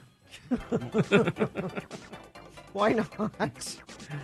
Your commute's the very best today, it would appear. I haven't had any accidents reported in about an hour, so that's good. If you see something, you can say something. Text it to us, 33986. All right, 877-602-9696. Hello, yeah, what? We'll continue maybe after these messages. It only works if you call. Yeah. So, yeah, make it go. Hello, yeah, what? 877-602-9696. Hoops Vision Correction, HOOPES Vision.com. Now, Hoops Vision is a remarkable thing. Yes. Because it's a very simple procedure. Carrie can tell you that. I can tell you that. We've both done it. I drove by the old location of Hoops the other day. I don't even remember where that is. Yeah, it's in Sandy. Yeah. And then I remembered, they built that custom facility just for Hoops. Yeah, and it's great. Yeah. Get your vision corrected at Hoops Vision. They've long time been a leader in laser vision correction, and they're proud to bring the very latest in laser technology here. The Zeiss Visimax 800, the most advanced laser technology available today. If you've been told in the past that you were not a good candidate for LASIK or PRK surgery, this new device provides a great new option. It's called Smile. Not just a happy face, it's a new type of laser surgery that works with nearsightedness and astigmatism. So call Hoops and make an appointment today, 877-30-LASIK. Save $1,000. Hoops Vision.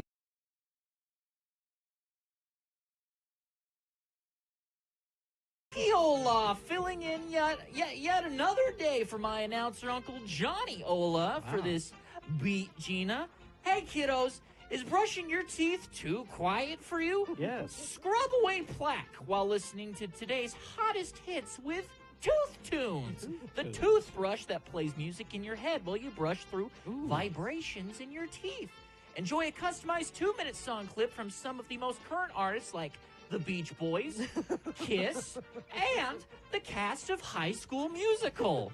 Tooth Tunes, it's better than an earworm. And now, with his voice reverberating through your skull, your host, Carrie Jackson. Tooth Tunes. What could go wrong? Thank you, John. Nickiola. Sorry, Nickiola. Thank you so much. Let's go to, it looks like the randomizer has chosen Mike to play against Gina. Mike, are you there, Mike? Good morning. How is everyone? Mike, did you know that today is National Mike Day? No, it's not, is it really? I swear. National May Mike Day. 24th, Wow. National Mike Day. So, Mike? I thought today was like National Thank Your Postman Day, but it's my day as well. Mike, this is your day, so we're going to let you call the toss on the coin. It might give you an advantage in the game. Heads or tails, please, Mike? Well, let's go with heads. All right, coin toss app says heads, Gina Barbarian. It's Mike's day. So that means Mike gets the first question to answer exclusively. If he gets it correct, he gets the point. If not, I will allow Gina to answer it correctly, and she'll steal the point away. It's multiple choice, pop culture trivia. Mike, now if you win, you get those Duran Duran tickets. But if Gina manages to come from behind and beat you, what are you prepared to do in her name? I have already written a lovely haiku for Gina. Oh. I'll put it in a tweet. Okay. Okay. 575 beats, right? Thanks. All right, thank you. Okay, the first question is for you, Mike. It's Elvis Presley trivia because it's Priscilla Presley's birthday, and we couldn't find enough Priscilla Presley trivia to All right. do it. But there you go. Anyway, Elvis. Okay. Here's the first question. Now, Mike, what is the name of the first movie that Elvis starred in? All four of these answers are real movies. Ooh. These are real movies. But which one is the first one that he starred in? Was it 1, Love Me Tender? Was it 2, The Man with the Okay. It's a long title. The Man with the Smallest Penis in Existence and the Electron Microscope Technician Who Loved Him. That is not a real movie. A real movie. 3, Please Don't Eat My Mother. Or 4, Jailhouse Rock.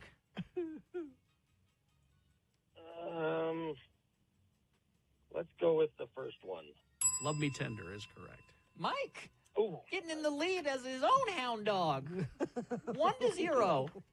Gina, Elvis is often referred to as the king of blank. Okay.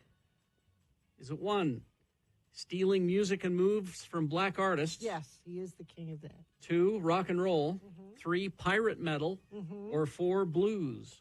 He's the king of rock and roll. There you go. Oh, and Gina's coming right on up 1-1. All right, Mike.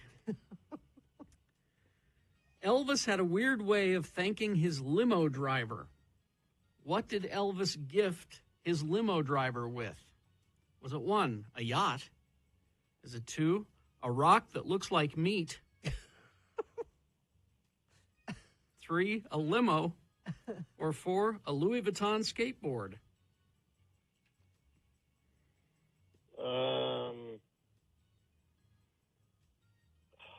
I don't know. Let's go with. I don't think Louis Vuitton makes skateboards. Let's go with number 1, a yacht. Let me repeat the question for you. Elvis had a weird way of thanking his limo driver. What did Elvis give his limo driver? Was it 1, a yacht, 2, a rock that looks like meat, 3, a limo, or 4, a Louis Vuitton skateboard? A limo. A limo. Why would you give the limo driver a limo? Wow. Through the power of deduction, Mike's gotten 2-1. Exactly. Power of deduction. Gina. Yes. Elvis bought something expensive from FDR. Okay. Franklin Delano Roosevelt. Okay. He was a president. What was the expensive thing that he bought from FDR? Was it 1, FDR's wheelchair? Okay. Was it 2, a rock that looks like meat? 3, his yacht? Or 4, a Louis Vuitton skateboard? No, wait a minute. Wait a minute. What? What was number 1? Was it 1, FDR's wheelchair? 2, a rock that looks like meat? He did not get his wheelchair. 3, did he buy his wheelchair? 3, his yacht? Or 4, a Louis Vuitton skateboard? A wheelchair? Really? I don't believe any of these. Nikki, I need you to weigh in. Is that your answer? Yes, Final that's answer? Yes, that's my answer. The wheelchair? Yes. Oh, man, I'm sorry. No. What? He did not What did he... buy FDR's wheelchair. Wheeling his way. 86. Yeah, Ted and Vineyard, they're not too smart in Vineyard because he's Why? he's texting. And Ted, this is a call-in feature we have right now, 877-602-9696. It's Hello, Yeah, What? Brought to you by See movies on the big screen at local nonprofit Broadway Center Cinemas this weekend, taking a double feature with Eraserhead and Mulholland Drive. Get tickets and showtimes at slfstix.org. Hello, yeah, what?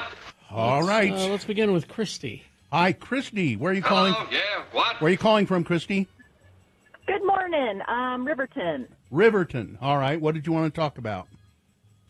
I found it funny. I went to Amsterdam with my family last week, and our Airbnb host asked us if we voted for the orange pumpkin. and And then he told us he'd visit the U.S. in 4 years because he didn't want to end up in an El Salvadorian prison. Don't blame it. You'd be surprised how much people in other countries pay attention to what's happening here. Yeah. He said there's travel advisories even for a lot of the countries because of 3 or 4 German citizens were detained. So they're putting travel advisories against coming to the U.S. Did you have a good time in Amsterdam? Amazing. Yeah. Awesome people. Avoided being killed by a bike. It was great. Yeah, it's hard. It's easy to get run down by a bicycle there. Yeah. All right. Yeah. Thanks, Christy. Thanks, Christy. See ya. Have a great day. We'll see you. Let's go to Milo. Hello, Milo. Hello, yeah, what? What's up with you, Milo? Not much. I just wanted to plug in a small business that's been open for about a month, see if I can get some traffic going in their little small business. Okay. It's called Scoops and Beans. It's over in North Salt Lake on 3077 South US 89. They got pretty cool snacks and ice cream in there, so it's just like a mom and son just getting started. So they've got scoops of ice cream, and they've got things. Yeah, some coffee, some other Mexican beans. snacks too, and snacks. Yeah. Oh, Scoops and beans? Yeah. Yeah. All right. Oh, I thought he said things. Yeah, if you... Okay, that's nice of you, Milo. Thank you. There you go. Thanks, Milo. See ya. Appreciate your time. Thank you. All right. Let's go to Mike. Hello, yeah, what? Mike, where are you calling from? I'm calling from Nashville, Tennessee. Oh, it's that Mike in Nashville. Yes. Okay, what's up? Well, I just wanted to call and say it was great to hear Don's voice this morning. It's been a while since I've heard him, and I'm just glad he's doing well. And I just like to think of all of us as a little community, and we miss you when you're not around. And so, on that note, want to thank people who were interested or concerned for me last week with all the rain and stuff that we had here in Nashville, and our family and our neighborhood is doing well, but there are other communities that are not doing so well. So, keep sending the vibes to them because it's going to be a bit of a recovery. Yeah. Dawn is, Dawn is a good-hearted person. Yes. And when he calls in, and I kind of make fun of him sometimes, but I think he knows that it's all in the spirit of I know he's a good guy, and he's a very good-hearted person. And Mike, I'm glad you and your family and your neighborhood's doing okay in Nashville, but sure is a mess there, isn't it? Yeah, we lost power for 4 or 5 hours, but that's a pittance compared to what other people went through. So. Yeah. All right. Well, Glad thanks. you're okay. Well, Mike, Thanks. what a coincidence. Yes. Dawn is on the other line here. Oh, my goodness. Well, thanks, hi, Dawn. Mike. All right. Thanks, Mike. Yes, Dawn. Hi, Dawn.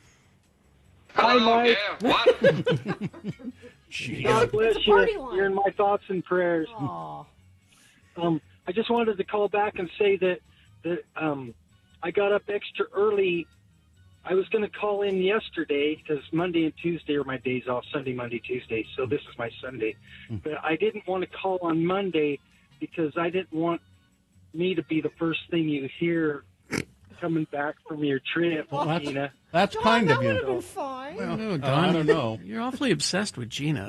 It's a little unhealthy. No, I love you guys as my friends. You're my friends, and so I wanted to say. Could you, Don? Could you just amend that and say we're your radio friends? Yes.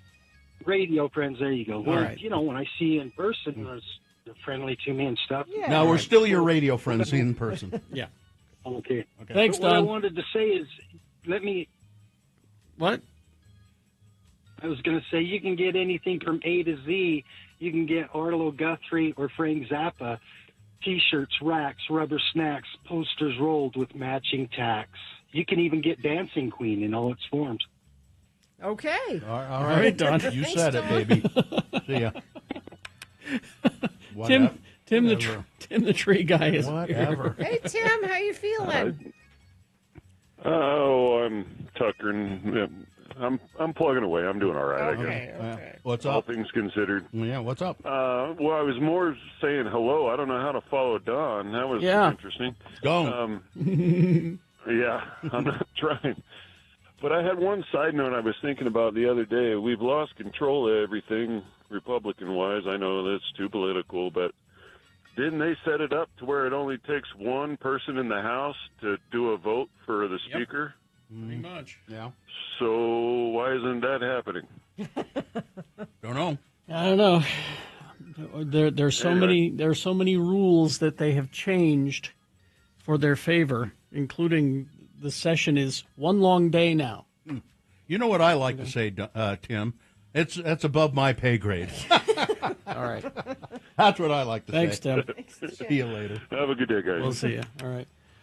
Let's see. It's Lonnie. Hi, Lonnie. Hello, yeah, what? Hi. Where are you calling from? Oh my gosh, thanks for letting me listen, Oh, guys. my- I'm calling from South Jordan. Oh my gosh. Yeah, what's up? Hey, I just wanted to bring some awareness to a really cool thing that's happening right now. Uh-huh. There's this super awesome guy named Mason Wright Mm-hmm. who is training to run across the country in 2026. So right now he's running across Utah. So currently he's running across Utah. He started in Logan. He's ending in St. George on Saturday. Mm-hmm. Why and is he's he doing doing it to bring? Okay, I was going to say, is he just Sorry? doing it? Is he just doing it to be a big shot, or is it for a good cause? It's for a good cause. Okay. He's bringing it to doing it to bring awareness to single parents in general. He was raised by a single mom, and to bring awareness to some local programs, including the Single Parent Project, which is a nonprofit program that helps out single parents in our community. And yeah, he's super awesome. His Instagram is Buff Runner, BUSF Runner. And his name is Mason Wright. So check out his Instagram All right. and see his progress. All right. Thank you, Lonnie. See you later. All right. Thanks, guys. We'll see you. Carol. Hello, yeah, what? What's up, Carol? Hey, friends. Thanks for letting me listen. Mhm. I just wanted to give a little shout out to my business. I am on 300 West. I have a grooming salon. It's for pets and cats. It's called Cosmos Tales Pet Grooming. So if anybody's getting a good cleanup, their pets are shedding or dirty little paws, give us a call, 385-715-2006. What's it called again, Carol? It's called Cosmos Tales Pet Grooming. It's on 300 West. I like that you said it's grooming for pets and cats. Yeah, that's like there's some Well, difference. cats are their own thing. Well, They're not your pet. Right? Yes, they are. Cats are their own little creatures. They are. All right. We love them. We sure love them. All right, Carol. Thank you, Carol. All right. Quickly, one more call from Colton. Hello, yeah, what? What's up, Colton? Hey, I love the show, by the way. Thanks. And I just want to give a shout out to my little brother. 2 weeks ago, he wrestled for the University of Nebraska, and he took second at the National Wrestling Championships in Pittsburgh. Wow! Just wanted to give him a Congratulations. shout out. Yeah. So he's your little brother who you wouldn't mess with, right? Oh, I'd mess with him. He's still my little brother. Yeah, that's true. It's training. That's called training. Yeah. All right, Colton. Yeah. Congratulations. Colton. What's his name? Brock Hardy. Brock Hardy. Okay. Well, you that's can. You made that up. It's a hero. I'm Brock Hardy. All right. All right, Thanks. thanks, Colton. I wish we had more time. Hello, yeah, what? But yeah, we got traffic, please, Gina. Well, friend of the program says, Gina, a white minivan just burst into flames on Foothill headed southbound. Haven't seen anything on UDOT about that, so Infiniteam reporting that. Thank you for sending that in, 33986. All right. Beat Gina coming up after these messages and a song. Easy to play, easy to win. The trivia topic today, multiple choice pop culture trivia. It's Friday the 13th movies. Oh, okay.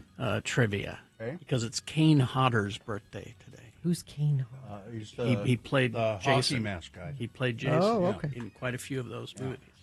You could win tickets to Lagoon. Oh, we got a nice message from our winner yesterday Yes. who was very excited taking her kids to Lagoon for the first time, little ones. That could be you today. All right. Passes to Lagoon, 877-602-9696. All you got to do is play. Beat Gina, 877-602-9696. The sooner you call.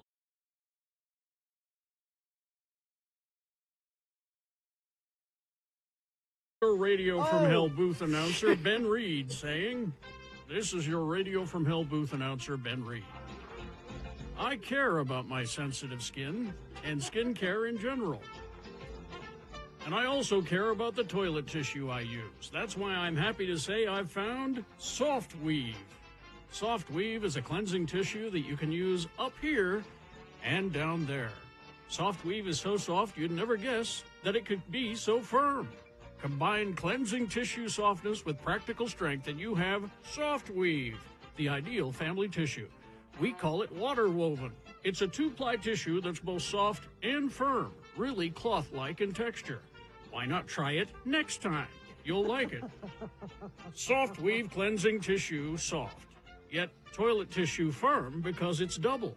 So go ahead, use it up there and down there. And now, here's your Beat Gina host. He's a man who knows which way is up, and if you don't, he'll damn well show you. Kerry Jackson. Oh. Thank you, Ben Reed. Well done. Blast from the past. Ben Reed. Randomizer. Ben's still doing radio, you know. Those are great. All right. Let's see. The randomizer has picked a contestant. Looks like he'll be playing against Riley today. Hello, Riley. Hello, hello. All right, Riley. Let's toss a coin to see who goes first. It will give you an advantage in the game. Heads or tails? Call it. Tails never fails. All right. Let's see if you're right. It is tails. Okay. Well, you didn't fail for you today. You're one step closer to winning these tickets to see Cage the Elephant with Young the Giant, June 20th at Utah First Credit Union Amphitheater. Tickets are on sale March 8th at 10 a.m. This is a win it before you can buy it situation. You can find more at x96.com for ticket links and pre-sale info. All right, Riley, since you have the advantage, you get the first question. You can answer it correctly, get the point. But if you don't, I will let Gina answer the question, the same question, and steal your point away, and we'll go back and forth till one of you has 3 points. All right. Now, if Riley, if Gina manages to claw her way from behind and win and beat you, what are you prepared to do in her name? I'm going to take my wife, Lindsay, and my daughter, Delilah, to the Humane Society to donate some time and supplies. Great idea. Very nice. Okay. Starsky and Hutch trivia, because the movie was released on this day in 2004, but I asked Katie to prepare questions from both the TV series from the 70s and the movie. All right, so first question. Let me, just a second here. That Ben Reed voice really took a lot out of me. All right, here we go. Riley, first question for you. This is about the movie. In the movie, co-writer and director Todd Phillips was having a hard time finding a bluish 1976 Lincoln for Huggy Bear, played by Snoop Dogg, to drive. Who had a car that was the right color and let them use it? Oh, I like this kind of trivia. Okay. Okay. Is it 1, Dick Dastardly? Is it 2, Snoop Dogg? Is it 3, Jay Leno? Or 4, Cal Worthington and his dog Spot? Oh, that's a tough one. I'm going to go with, I'm going to go with Jay Leno because I feel like Snoop Dogg is the obvious choice. Oh. Sorry. Do you know what? If it makes you feel any better, I would have guessed Jay Leno, too, because he's a huge car collector. Okay, good. Mm-hmm. Snoop drove his own car? His own the car, movie. yes. Huh. And I threw Cal Worthington in there for our Southern California transplants. All right. Gina. Yes. You got to keep track of the points, too. Oh, okay, yeah. So that's one for... That's one. One for Riley. And now, Gina, here's your question. Okay. There is a missing unaired episode of the TV series called what? I'll give you a hint. It guest starred Donna Mills, who played wife Kathy, who lures single men and her jealous husband shoots them dead. Okay. Now, 3 of these answers are real. Are episodes of Police Squad from 1982. Okay. One of them is the Starsky and Hutch. Okay. Is it 1, Revenge and Remorse, The Guilty Alibi? 2, The Butler Did It, A Bird in the Hand? 3, A Substantial Gift, The Broken Promise? Or 4, Honey Trap? Honey Trap is a real answer? Honey Trap. That is correct. Wow. Okay, I'm up 2-0, Riley. Wow, Riley, you better step up. All right. I'm trying.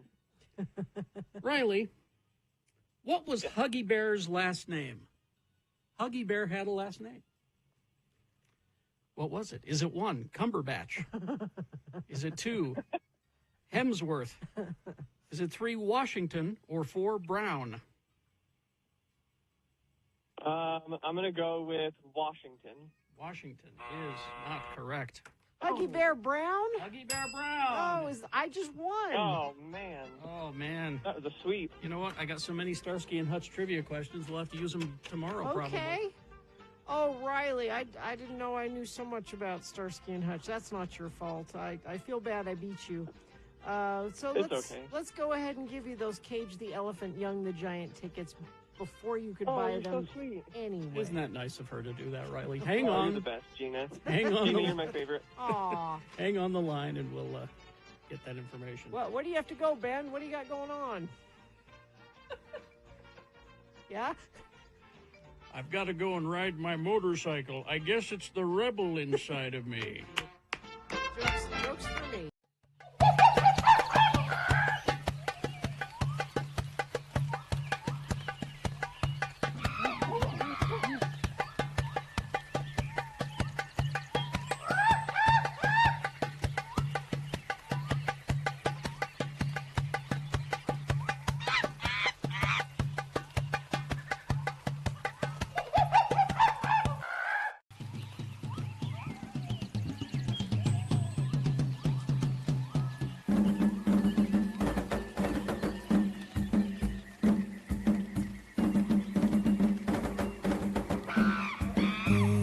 Ben Folds 5, because on this day? In 1971, the drummer for Ben Folds, Darren Jesse, was born. Well, all right. Thank you. All right. Is this a sponsored feature? Lagoon is now open weekends. Visit Lagoon and enjoy the Flower Festival through April 27th, plus special funnel cake flavors all month long. Details and ticket links at x96.com. Well, we're just getting back into the swing of things now that Gina is back. We're playing for realsies now. I'm handsome professional announcer Johnny Olaf, beat Gina, and I'm here to tell you that you should oil your teeth. What? That's right. Everyone's doing it. Oil your teeth with Clorox toothpaste. Oh, no. Clorox toothpaste keeps tartar from forming. The secret of its wonderful cleansing power is the white mineral oil in the paste. It is soluble and goes in between the teeth where ordinary paste cannot. It leaves the teeth smooth, white, and shiny. And nothing is better for the gums. Sure Millions report astonishing results. Clorox is the only toothpaste which permits you to oil your teeth. I don't... Clorox toothpaste from New Line Laboratories, Jackson, Michigan. And now, put your meat hooks together and join me in welcoming the star of Beat Gina. No, not Gina. Terry Jackson. Thank you, Johnny Ola. Does that toothpaste cure COVID? Is that... Might. I don't know. I'll have to ask. Will it? All right. Well, the randomizer has picked a contestant. Gina, you'll be going against Diana today. Hi, Hello, Diana. Are you there? I'm here. Can you hear me? Yes. Okay, All right. Diana, we're going to toss a coin to see if you go first. It will give you the advantage in the game if you go first. Call it heads or tails. Heads. All right. Oh, careful. It is heads. Oh, you get one step closer to winning these Lagoon passes. All right, because you go first, this first question is for you to answer all on your own with no interference. If you get it correct, you get the point. If you don't get it correct, Gina's been paying attention, and she'll answer it correctly, stealing your point away. We'll go back and forth until one of you gets 3 points. All right, because it is Kane Hodder's birthday, Kane Hodder played Jason in quite a few of the Friday the 13th movies. We have Friday the 13th movie trivia questions. So, first question for Dawn. Here we go. Or Diana. Diana. Okay. Which Friday the 13th did Kane first star in as Jason? Okay. Was it 1, Friday the 13th, Mother's Little Helper? Was it Friday the 13th, Whoops, All Berries? Friday the 13th, The New Blood? Or Friday the 13th, Jason Lives? Number 4. Jason Lives? Oh, I'm terribly sorry. Nope. Okay. Yep. As much as I enjoyed Friday the 13th, Oops, All Berries, it must be number 3. The New Blood. Correct. Yes. That's a point for Gina, and Gina controls the question. Gina. Yes. What was going to be the original title for Jason Goes to Hell the Final Friday? That was not the title originally. That's a good title. Why wouldn't they want that? Well, they had another one, Okay. and they changed it. Was it 1, Friday the 13th, One Time at Band Camp? That works, actually. Was it Friday the 12th, Close Enough, I'm Going? Was it Friday the 13th, The Dark Heart of Jason Voorhees, or Friday the 13th, The Final Terror? They're both lame. The Final Terror. Final Terror? I'm terribly Oh, sorry. there. Terribly sorry. There you go, Diana. On a platter. Number 3? Yes, The Dark Heart of Jason Voorhees. There you go. Too long of a Point. title. Well, that's why they... Point to point. But Jason Goes to Hell the Final Friday? There you are. All now right, it's all right. tied. Diana controls the question. Diana, let's see. Hey. How was the script of Jason 10, Jason X, put together? How was the script put together? Is it 1, it was made through a public contest where people willing to participate sent in a script? Was it 2, they took the script from Alien and just made it Jason-centric? Was it 3, ChatGPT? Or was it 4, a million monkeys with a million typewriters? Number 1? Yes. All right. 2 points for Diana. It's 1 point for Gina. Gina's turn. All right. Let's see. Let's go with, here we are. In all 4 films that Kane Hodder plays Jason, he specifically doesn't do what when on screen? Is it 1, I don't always die, but when I do die, I don't? Well, yeah. Is it 2, Yeah. hum the theme from Bonanza? Mm. Is it 3, blink, or 4, breathe? Blink.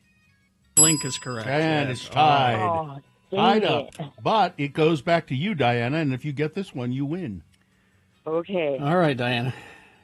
Kane Hodder has tattooed something on the inside of his lip. What is his tattoo on the inside of his lip? The actor. Yeah, the actor. Yeah. Okay. Is it 1, the words live, laugh, love? Is it 2, Marvin the Martian? Is it 3, the word kill? Or 4, a machete? Number 2? Marvin the Martian? Yeah. No, Dang it. no, terribly Diana. sorry, no. I'm afraid Gina's going to. Well, I don't know. It could be. Yeah. I don't know. 'Cause the lip is a hard place to tattoo. Is it easier to write word? I'm going to go with the word kill. Kill is correct. And Gina wins the game. There you go. Well, there it is. Sorry, Diana. Well, it was close, though. Marvin the Okay. Martian. Really? Oh. Well, yeah, I don't know. Everybody's life. Yeah. That's true. He could She's be got a point. He could be a Looney Tunes fan. You never know. Yeah, who knows? She's got so much of a point that even though I beat her, I'm going to give Diana those Lagoon passes anyway. Oh, how nice. Yay, you're so sweet, Gina, and I will donate to the road home in your name. Wonderful. Oh, wonderful. All right. X90s. Thanks, Diana. Hang on. Listen, I got to go home. I got to get home and oil my teeth. Be careful with that. All right.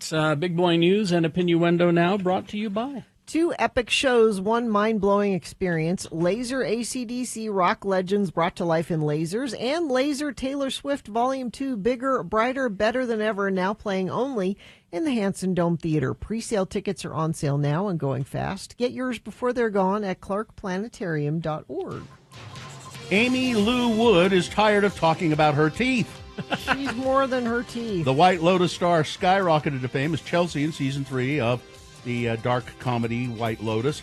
However, her prominent teeth with an endearing gap have become as much of a talking point as her performance, eliciting think pieces from major publications and fans alike. Really? Quote, oh yeah, I read, there was one in the New York Times. Jeez. Quote, it's like, cool, and now I just want to stop effing talking about it, Wood said. She told the Sunday Times in an interview. She said, can I just talk about my character? Why am I talking about my gnashers? It's like now I'm just a pair of front teeth. Most of the commentary on her smile is positive. The sex education star is still getting used to her looks being a hot topic of discussion. I read an interesting article about Walter Goggins' looks. Speaking of teeth, the other day, Walton Goggins has said he somehow has a sex appeal, and one writer said, I can't quite understand why he does have a sex appeal because, well, you know, his face is one half forehead and one half teeth, and that's true. But yeah, she's tired of talking about it. She said, it's there. My teeth are imperfect, and sometimes people like imperfection. Yeah. Sometimes things are too perfect. Well, there's a fungus among us. Fungal infections are taking over the world. Just in time for The Last of Us. Can to they come be back? stopped? A landmark World Health Organization reporting a lack of treatment and diagnosis. Blood congealed like black sausage. Sexually transmitted athlete's foot. Bloodstream-borne pathogens. Untreatable with existing drugs. These are the kinds of fungal infections Professor Darius Armstrong James, infectious diseases and medical mycology at Imperial College London, is used to treating. Probably about a third of the world is infected by some kind of fungus, said Professor Armstrong James. Mostly skin, mucocutaneous, vaginal candidiasis, athlete's foot, these kinds of fungi that aren't deadly, but they are increasing in resistance.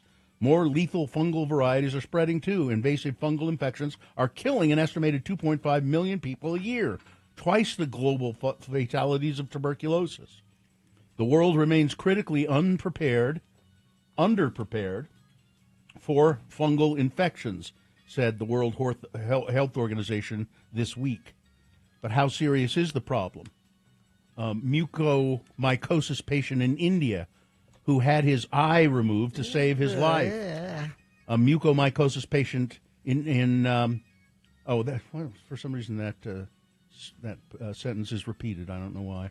Critical priority fungi with mortality rates of up to 88%.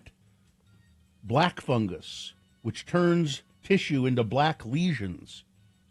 This whole article is very alarming. It talks about several different kinds of fungal infections. And you're not going to tell me how to avoid getting it? You're just going to scare me and move on? Well, sometimes you can't avoid it. You don't know it's there. Stay dry. That's about probably the best thing you could do. No. Stay dry, my friends. Stay dry, my friends. All right. The Justice Department on Monday repealed a Biden-era zero-tolerance policy, which called for revoking the gun licenses or the licenses of gun dealers who willfully commit serious violations, like failing to conduct background checks. So the Justice Department said, "Oh no, that's okay. If you fail to conduct a background check, that's okay." The reversal of the policy, which was touted by the Conservative Gun Owners of America group before any official government announcement was made, follows Trump ordering the department and the Bureau of Alcohol, Tobacco, Firearms, and Explosives to conduct a wholesale review of all the gun regulations implemented under Biden's rule. Yep. The zero-tolerance policy repealed on Monday called for the Bureau of Alcohol, Tobacco, Firearms, and Explosives to revoke the licenses of gun dealers if they willfully sold firearms to prohibited people. But now, here in the Trump era, they're saying, "Oh, it's okay." So there's Go nothing ahead. you can do to lose your license. Apparently not. Apparently not. The Supreme Court has temporarily blocked a trial judge's order directing the United States to return a Salvadoran migrant it had inadvertently deported. The Chief Justice, acting on his own, issued an administrative stay, an interim measure meant to give the justices some breathing room while the full court considers the matter. The order came just hours after the administration asked the court to block the trial judge's order instructing the government to return the migrant, Kilmar Armando Abrego Garcia. By 11:59 p.m. on Monday, Judge Paula Zinnes of the Federal District Court in Maryland had said that the administration committed a grievous error that shocks the conscience by sending Mr. Abrego Garcia to a notorious prison in El Salvador last month. He shouldn't be there one day longer. Well, and he's not, and apparently he has no criminal record. Well, and the government has admitted that they made a mistake, but they're not going to do anything. They said clerical error. The clerical error is what he looks like. That's the clerical error. A young woman in Draper is raising awareness about a terrifying incident on 4th Street near City Hall. The 20-year-old said she encountered what she believes was a setup meant to stop her car, leading to a life-threatening encounter. The incident occurred about 1 a.m. She was returning home from a friend's house. She was driving along the dimly lit, rarely traveled road. She noticed several garbage cans obstructing the lane. As she slowed to navigate around them, she soon realized that something was deeply amiss. Quote, "I feel like maybe halfway through I realized this is a trap." Initially thinking the trash cans might be part of a prank, her fears escalated when she spotted a figure standing in the road ahead. She said the man then swung at her vehicle with what she believes was a machete. "I almost thought he was going to shoot me. I ducked, gunned it, all the same time. He came swung at my car. I swerved, and I somehow called 911. This happened to me. What? And I was driving my sister's soccer team. We were in California. They were there for a soccer tournament, and my mom asked me if I would drive. This was late at night. 2 guys ran out in the middle of the street. One ran right in front of my car, so I had to slam on the brakes, and the other came around to the driver's side door and tried to open it. They were going to take your car. Scared me to death. Yeah. Let's see. What else have we got here? Yeah, apparently this the woman is choosing to remain anonymous in this story. They caught the guy. Did they? Uh-huh. I didn't see that in this story. And what did he? Is there any explanation? Was he trying to carjack her? They didn't say. They just said they arrested somebody. Let's see. Finally, this story. Changes coming to the Mega Millions lottery will mean bigger payouts and better odds. But tickets for the multi-state game will now sell for $5 instead of $2. Officials say more expensive tickets will generate more revenue and will translate to a starting jackpot of $50 million. Odds of winning the lottery will improve from 1 in 303 million to 1 in 209 million. Well, that's really getting it down there, isn't it? The best paying jackpot prize will also grow faster in the event that a winning ticket isn't drawn at first. And of course, we don't. I guess if you buy a ticket, you go into another state and buy a ticket, you can still claim claim the prize. Yeah. Sure, I'm glad we don't have that here. Boy. By the way, you mentioned it yesterday there. The LDS Church, the Church of Jesus Christ of Latter-day Saints, announced plans to build a new temple in Spanish Fork. Mm-hmm. Well, they're going to build 15 new temples across the world. Yeah. And care to guess how many churches or how many temples that will be when they build all 15 new ones? I had no idea. 382. Good Lord. The Spanish Fork Temple will be the 31st in the state of Utah. So there you go. All right, that's it. All right. Sports weather traffic. Well, Salt Lake Bees are back, and I know you've all been worried about this. I have been worried about this. They're relocated. Are they going to still do the produce race as the iconic between inning entertainment? Fans plucked from the crowd raced against each other in an apple, banana, carrot, corn, and eggplant every 4th inning. It's my favorite part of going to the Bees games. You're worried about that because... So it was Smith's ballpark here. Smith's grocery store sponsored it. Oh. It's now the ballpark at America First Square, so it's a new sponsor. People are worried. Well, fear not. Fear not. Okay. The new ballpark has a concession stand, Smith's Ballpark Market. So Smith's is sponsoring that. They are going to sell treats and stuff there. So because they have a sponsorship there, we will continue to have the produce Can I get race. any of the produce that is racing? Can I buy it? You want to buy an eggplant? At their... How do you make an eggplant race? Very carefully. First game tonight out at that new stadium, 6:30 tonight. It's the Reno Aces. They want you to be aware if you're going to that game. It's not finished yet. There's lots There's lots of construction around there. I heard a report this morning that the inside is quite done, Yeah. but the outside isn't. And so just be aware of that. I would just say hold on to your hats while you're out there because it's always windy. Utah Hockey Club is home tonight against Seattle Kraken. A puck drops at 7 o'clock for that. Weather. So it'll be slightly cooler than it was yesterday. There's a very, very weak cold front coming through. Not cold enough or fronty enough to to produce any rain or anything. It'll just cool things down a little bit. 66 for high. Partly cloudy skies. Overnight low 46. And then we start warming back up again, so much so that by Friday we could be in the 80s. All right. Let me see if we've got traffic. We've had a very light commute with not very many accidents to tell you about this morning. Let's see. Crash southbound Foothill Drive at Mario Capecchi. I don't know if that's that minivan on fire that somebody called in about, but that's what UDOT's reporting. Crash southbound I-15 Parish Lane. That's on milepost 319. And a crash southbound I-15 at University Avenue in Provo. 2 of the left lanes are closed there. Love live music? Tired of paying too much for tickets and beers? Experience great live music, adult beverages without paying stupid prices at Utah's coolest venues. Don't miss Tom Petty tribute band Petty Theft. Let's see, I think April 18th is when that is at the State Room. Get tickets at thestateroompresents.com. Thank you. Listen to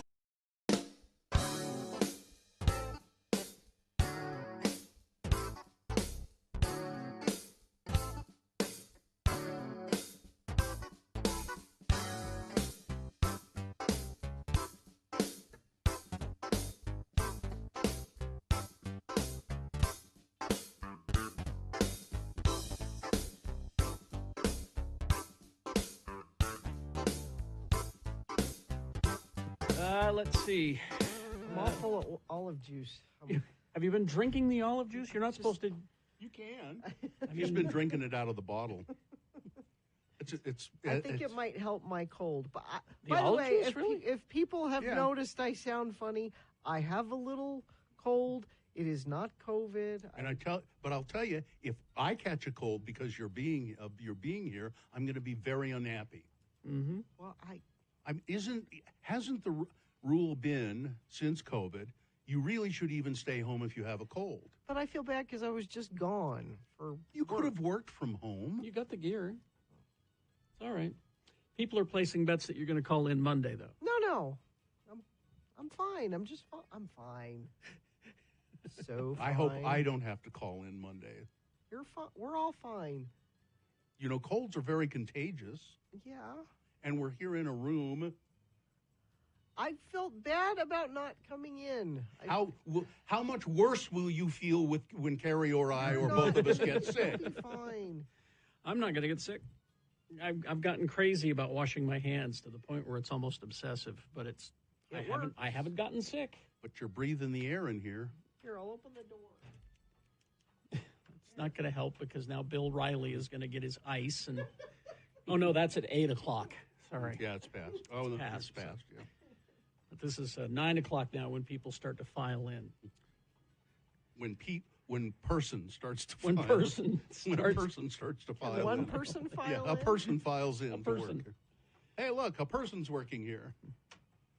We've been really lucky with persons interns, though. We really have. I credit Katie for finding the good ones. I mean, what the hell? I mean, Dawson even came back for a second round. Yeah. That's we really didn't weird. beat him up enough the first time.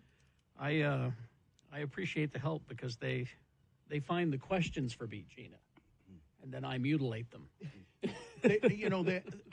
I really almost don't know what they do because they work just behind the scenes, and Katie takes care of it. I stay out of it. That's edit things. They that's post things. They but answer phones. all of the stuff that I've been exposed to when I do notice what they do fabulous work. I do know that not one of them has gotten me coffee. Not one. That's not their job. Which is very irritating. Well, I know it's not their job, but they could have offered. They are busy. All right.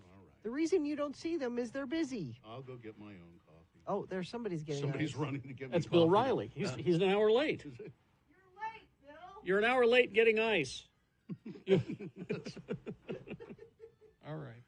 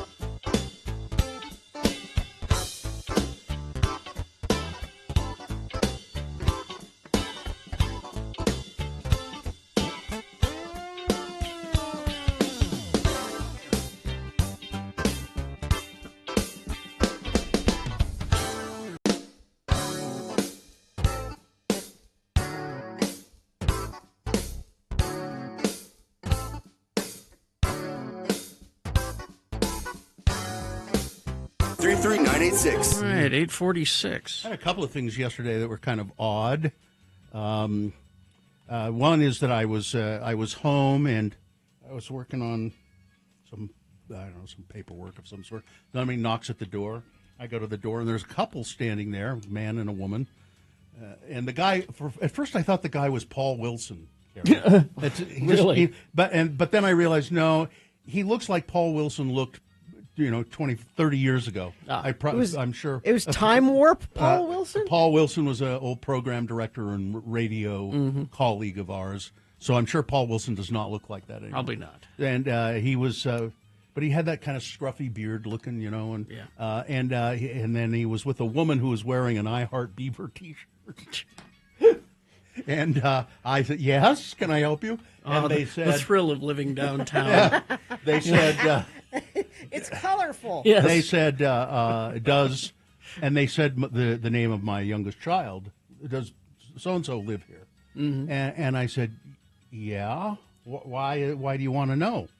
What is it?" And then they held up this beautiful wallet that my child has.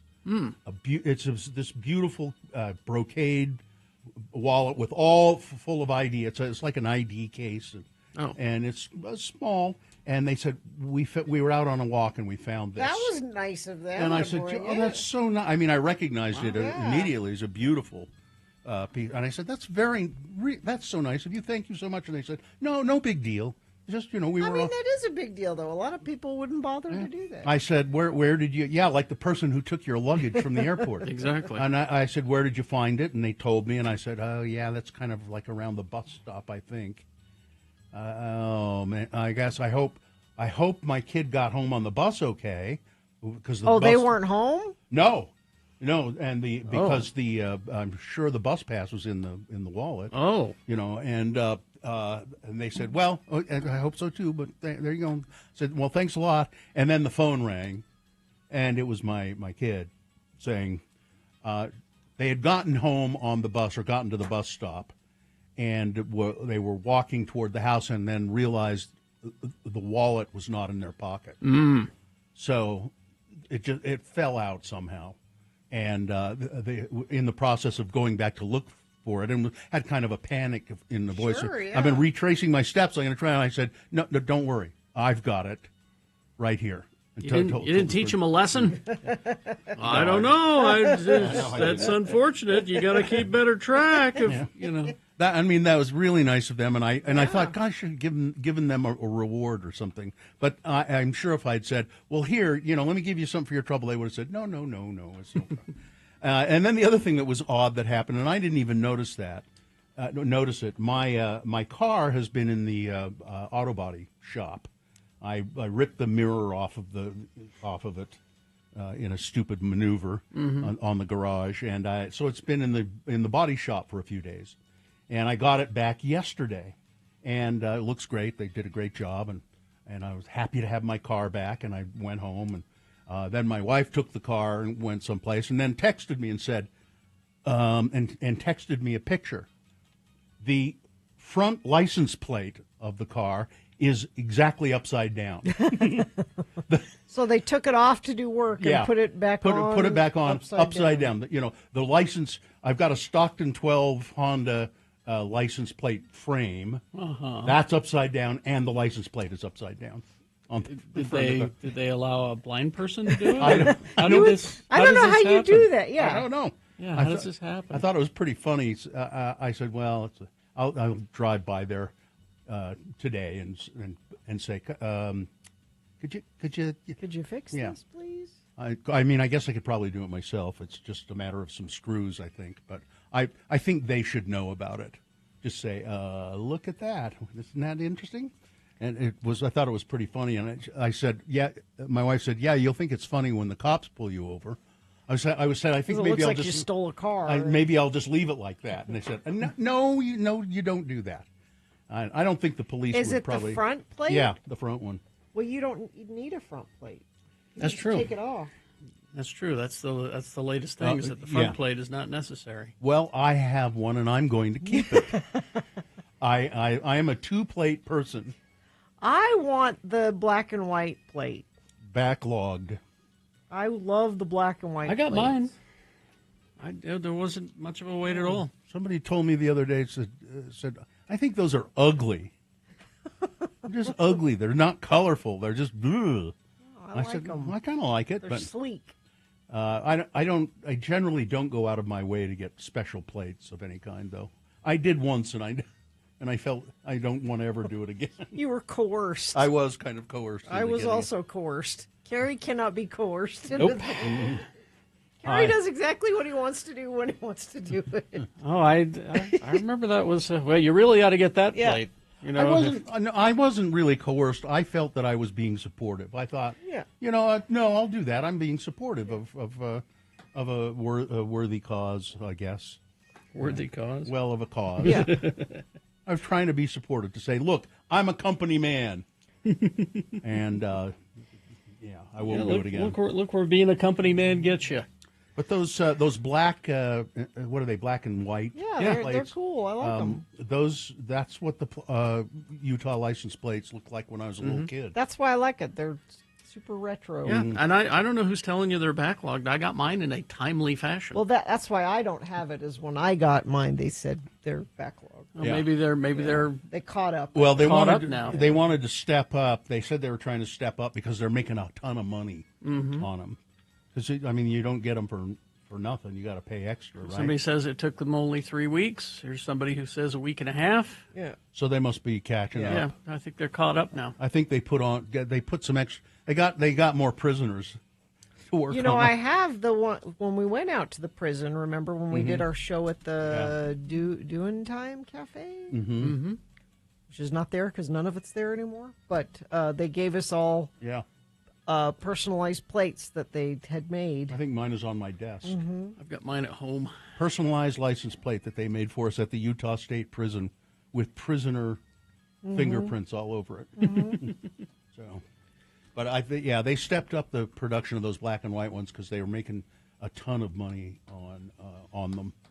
People love them. Yeah. Oh, I like mine. They're sleek. Sleek is a good way to put it. Let's see. Well, mine has delicate arch on it, and that's I do that with pride. My son-in-law asked for one when registering, and asked if he could trade out the plate for the black one, and they just handed him one. Oh. I guess they're lousy with them now they got plenty of So them. if you want one, now would be the time to do it. Yeah. Somebody says I just ordered personalized plates. Well, what does it say? We want to know what your personalized plates say. You can't just say you got them personalized and not tell us what it is. Yeah, come on. We need to see if we get it. Or is it so inside that you're the only one that gets it? Let's see. People. Yeah, it looks like they're available. Oh, the money from that plate goes to the Historical Society of Utah. But I think I read a story a while ago that the legislature, because they're making so much money, they think it's too much money to give to the Historical Society. They want it for and other they things. want some of it to go to something in the legislature. I would like to buy it and be able to direct where the money goes. Yeah. You should get a choice. That would be nice. What do they cost? They don't cost that much more, do they? Well, it's like $25 bucks. 20, it says here? 25 something a year. Yeah. 25 every year. You have to pay $25 to have it. Okay, that's what I want for my birthday. What are you telling us? Well, for? yeah. What are you telling me I'm just for? saying it out into the universe. What? Because you expect the universe to buy you a birthday present? Here, let me text your husband. Hey, universe, Gina needs a present. Okay. Dear Joe, Gina wants the black plate for her birthday. Signed, the universe. One other thing, speaking of the universe, I wrote this quote down. It was so good. Now deceased humorist Art Buchwald said this. I don't know what happens when we die. The real question is, what are we doing here in the first place? Yeah, there you go. I thought that was brilliant. What are we doing here in the first place? I want some answers. Figure that out. You remember Art Buchwald? Yeah. Used to have a column and. Yeah. All right. Traffic, Gina. All lanes of traffic slowed down southbound I-15 approaching University Avenue in Provo due to a crash blocking the two left lanes. Crash I-15 southbound at Parish Lane in Centerville. All lanes stopped for several minutes to move the vehicles on the left off to the freeway. Car on fire, Foothill Drive at Mario Capecchi has all northbound lanes at Foothill closed. Only one right lane open southbound. The flames are out, but emergency vehicles are still on the scene. Haster Games for board games, Magic the Gathering, Pokemon, miniatures, dice, paint, and more. Haster Games, 6831 South State or hastergames.com. Ranger Kate has a delicate arch plate, of course. Of course. So She'd do pay I. extra for that, I bet. I have a red Land Rover, and I got a license plate that says Red Rover with a 3, for the E. R-E-D, Rover. Mm-hmm. But people call me out as smug because they read it as our third Rover. Oh. You see. Yeah. And if you do get a personalized license plate, Gina, G-balls is what everyone is saying. You don't think that's taken already? Mm-hmm. They wouldn't allow it. You don't think? Nope. It could stand for golf balls. Yeah. Yeah, I think, well... Should I try? Yeah. Yeah, do it. See what happens. See what the universe says about that. Yeah. No, I'm sorry. How do you know the universe sounds like that? I just know. I talk to the universe all the time. Actually, no, the universe probably sounds like a swami or a mystic of some sort. You think? Yes, I think that G-balls would be unacceptable. I think the universe has a very harsh voice. Well, okay, I'll go back to that. No, you can't have that. Yeah, I agree. That was my first impulse. I'm the universe. Now, screw off. I'm the universe? Now screw The universe off. is not having any of your tomfoolery. That's right. The universe doesn't have time for this. No. All right. We will take a break, play a song, be back with the Boner recap game. Easy to play, easy to win. All you have to do is tell us who won the Boner this morning. If you were listening this morning, you know. Mm-hmm. That's easy. We'll ask you. You tell us. You'll win. Simple. If you weren't listening, today is not a day to guess, I think. I think you better cheat. Go to x96.com, look for the box that says Boners, April 8, 2025. Click on there. It'll say winner next to the winner. What is the prize? We have these chicken buckets. No chicken in the chicken bucket, but we put various prizes. One of those being a Radio from Hell Diner style mug, and maybe the new one, and maybe some other things in the chicken bucket. We'll put some other stuff in there. Katie's got access to quite a few things, so we'll put some stuff in there. Sure, I'll put a cough drop in there. Sure, a little bit of everything in the Radio from Hell chicken bucket. That's what you'll win playing the Boner recap game after these. 877-602-9696. Line up to play and win.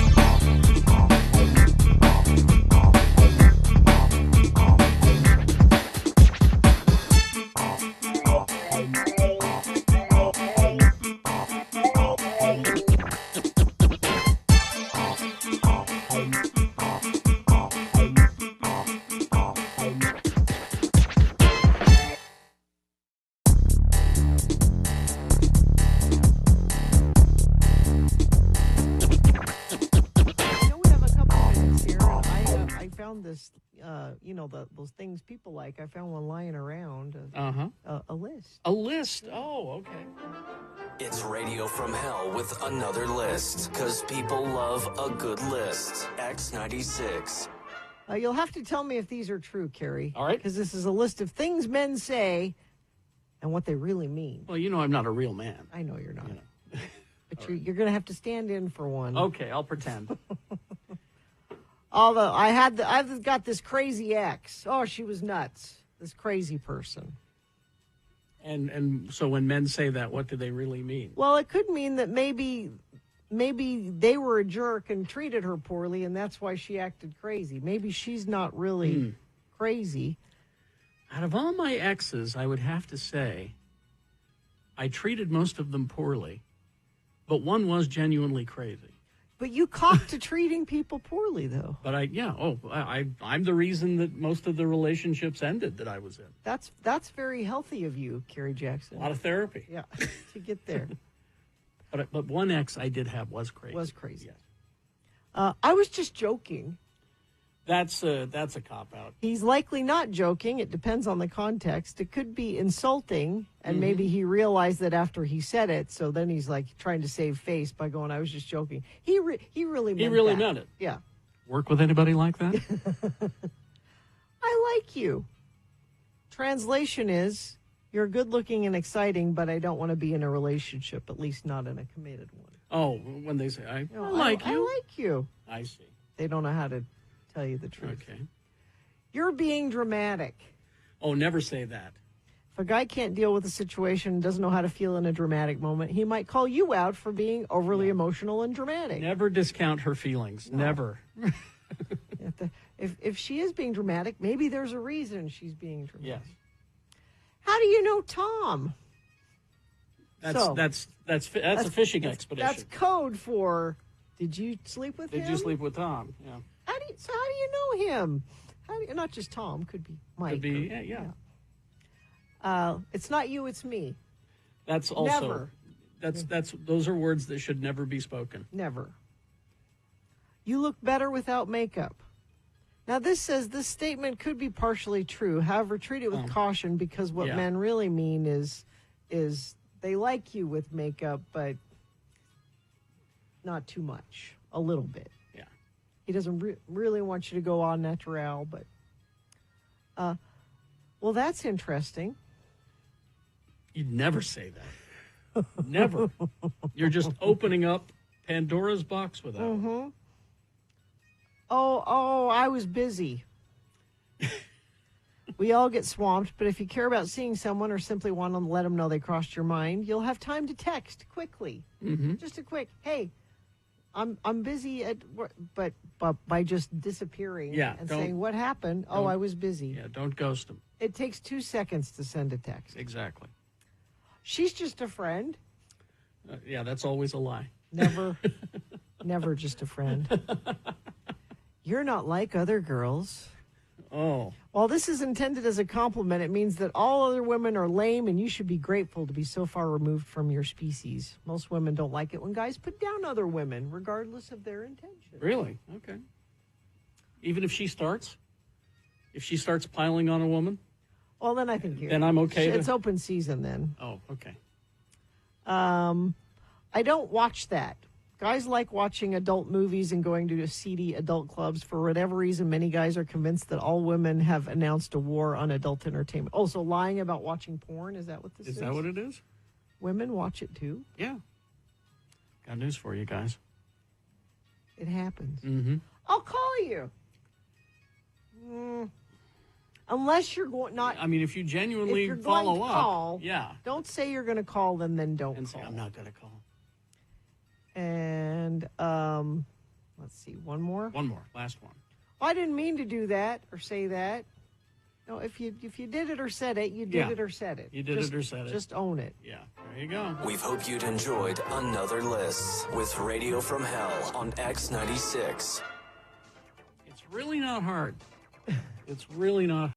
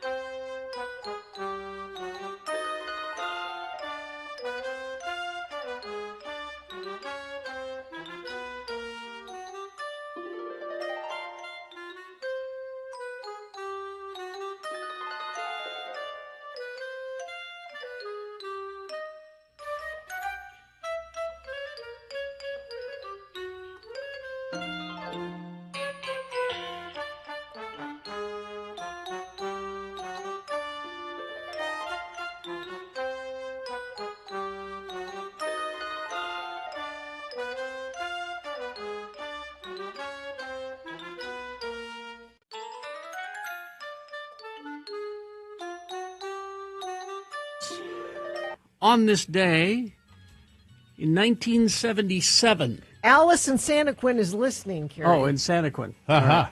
On this day in 1977, Santaquin, The Clash released their self-titled debut album in the UK, and it changed everything.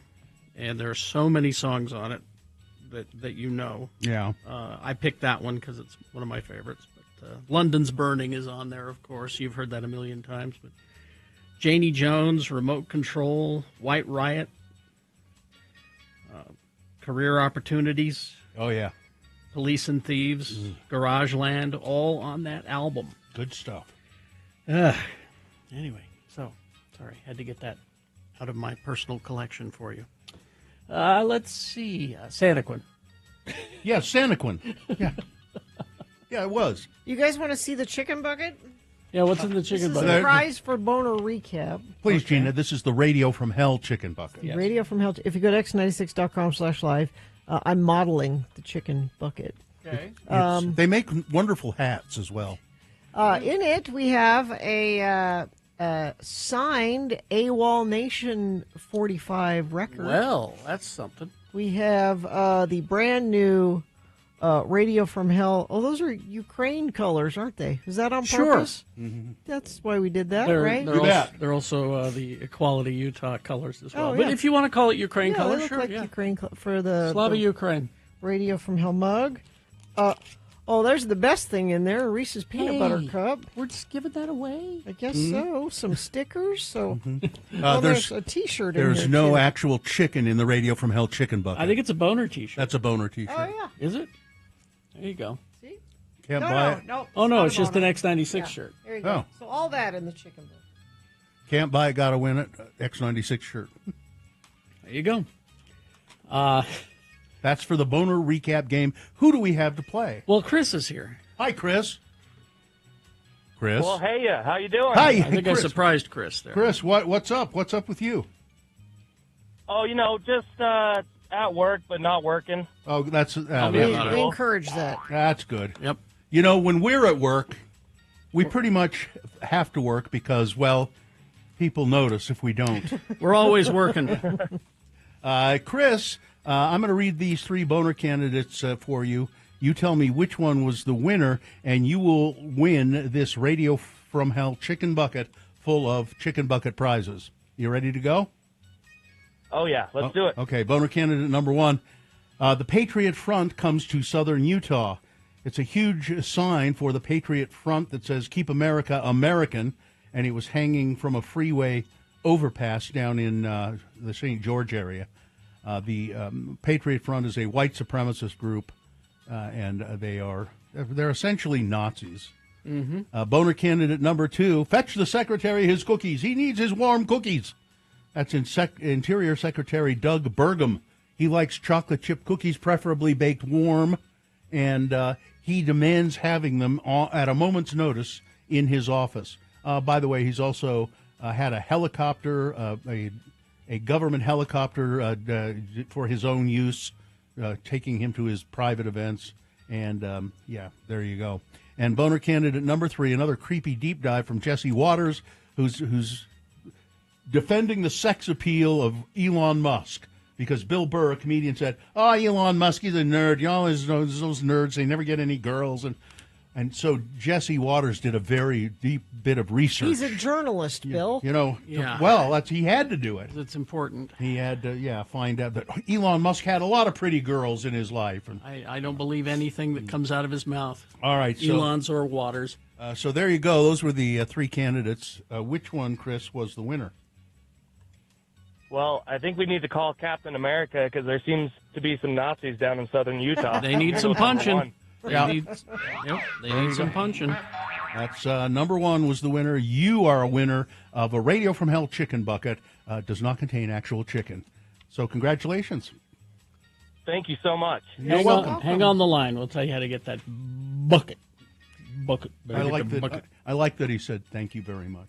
Thank you very much. People want to know what flavor of cough drop was in there. I'm going to put it's a Hall's menthol. Oh, Is so it a it's cherry menthol. or is No, it's just a menthol. straight ahead? Here it is. Here. Is it on the floor? No, it's on the counter. It's in a wrapper, even if it was on the floor. I'm sort of addicted to those. It's sugar free, by the way. I have those too. I found that you can get addicted to them. Yeah, I mean, if my mouth gets a little dry, or I sleep with one. I do as well. Yeah, we've talked about that before. Mm-hmm. I sleep with one in my mouth, because I get a little tickle in the middle of the night. The ear, nose, and throat guy that I went to see, I told him I was doing that, and he said, "You what? That's dangerous." You can choke. Is that the? That was the idea. I said, "Well, I keep it, I keep it tucked between my, pinch between my cheek and gum, like a little bit of skull." It serves a couple of purposes, because it keeps me from coughing, and if I happen to kiss my husband in the middle of the night, I have nice breath. There you go.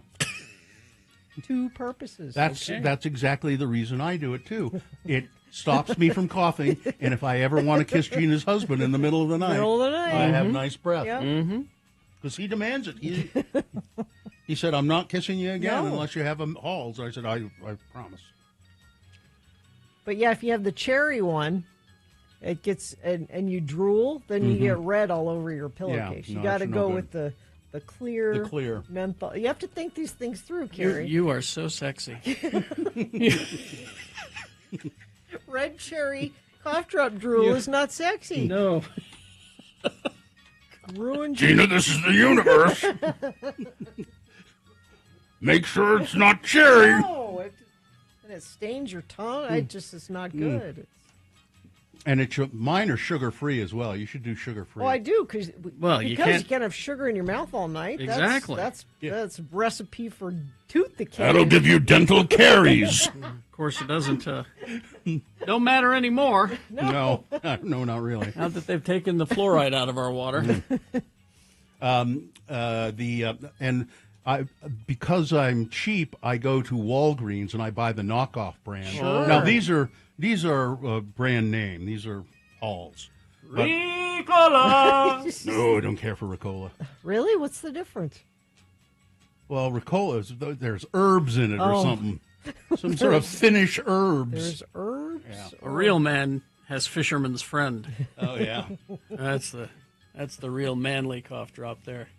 What? Does it taste like gasoline or something? No, it tastes like fish. It tastes like the universe. That's right. And the universe hates you. All right. We will take a break. We'll be back after a short break with some big boy news and opinioendo. Stand by for that. Salt Lake Film Society. I'm helping you plan your weekend. Yes. They were talking about doing these tributes to David Lynch because he passed away. Yes. And they have a double feature. They, of course, being Salt Lake Film Society at the Broadway Center Cinemas. They have a double feature this weekend, Eraserhead, which I've never seen. It's weird. And Mulholland Drive, which I have seen. It's weird. It's weird. It's different. They're different weird. Different kinds of weird. Mm-hmm. And maybe you've seen them, but not seen them on the big screen, or it's been a while since you have. Mulholland Drive is a good one. Robert Blake is evil in that one. Oh, he scares the hell out of you. And knowing that he's actually a murderer also adds to it. See movies that see you on the big screen at Salt Lake Film Society's Broadway Center Cinemas. Their local donor-supported nonprofit cinema with the best concession stand you will find anywhere. Great staff, incredible film programming. You can get tickets and all the information you need at slfstix.org.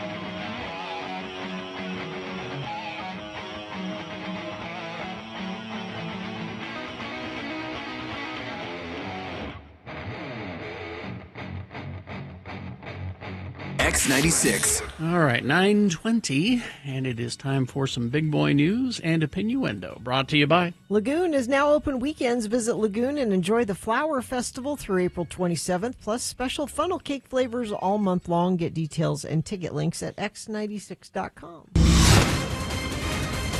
Well, this story is for Katie. Jenna Ortega is talking about the real reason she departed the Scream franchise after leading 2 of its sequels. Multiple outlets reported that Ortega would not return for the 7th Scream movie, with some citing scheduling issues as the reason.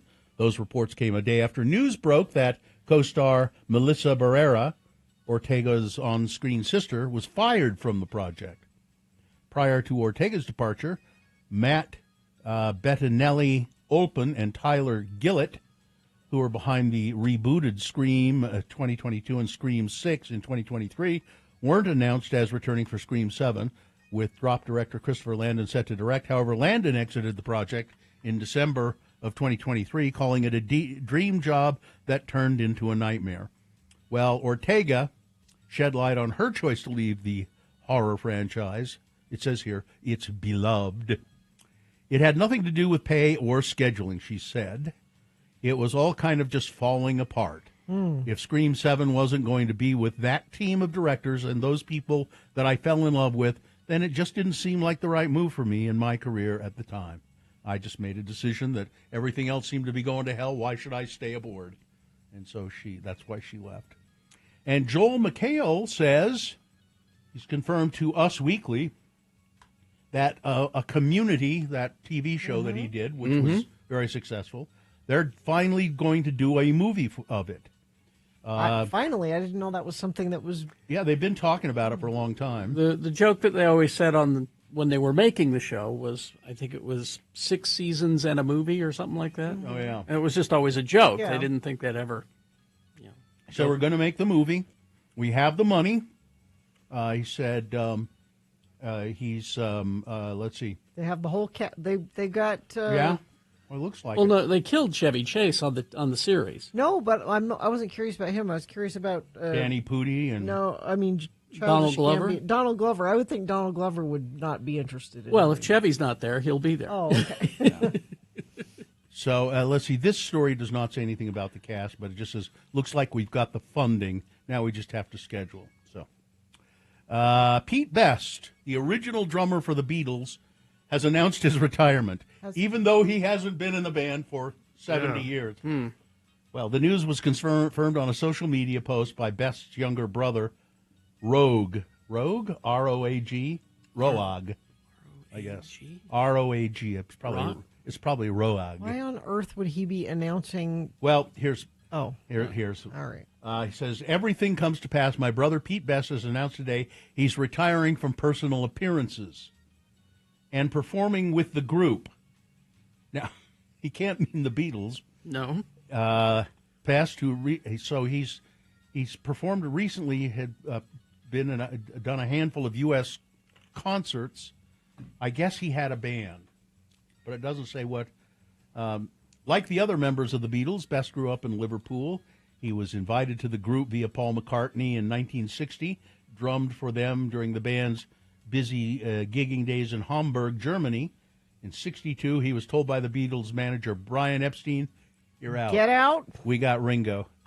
And Ringo is a better drummer. But I think Pete Best is, he wrote a book and he's He's personal done okay. appearances. Yeah. He could be out selling his autograph and making some money. Probably, yeah. Billy Corgan wants his own music played at his funeral. Of course he does. Well, the 58-year-old is best known as founding member of the Smashing Pumpkins, and huge success, of course, with Bullet with Butterfly Wings and Tonight, and all of those. Since he's now revealed that which track he would like to have played at his memorial service. He said to The Guardian, "I'd probably pick one of my own songs just to make some sort of posthumous bitter point. That sounds like him. You should have paid more attention to me when I was here." That sounds exactly like To him. Sheila from the Adore album. I don't know that song.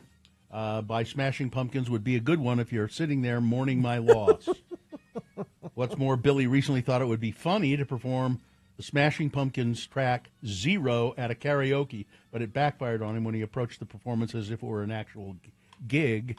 The last time I was at karaoke Zero by Smashing Pumpkins, I thought it would be funny to sing my own song, but the longer it went, the more I performed it like I was on stage in front of 50,000 people, and the less people thought it was funny. Yeah.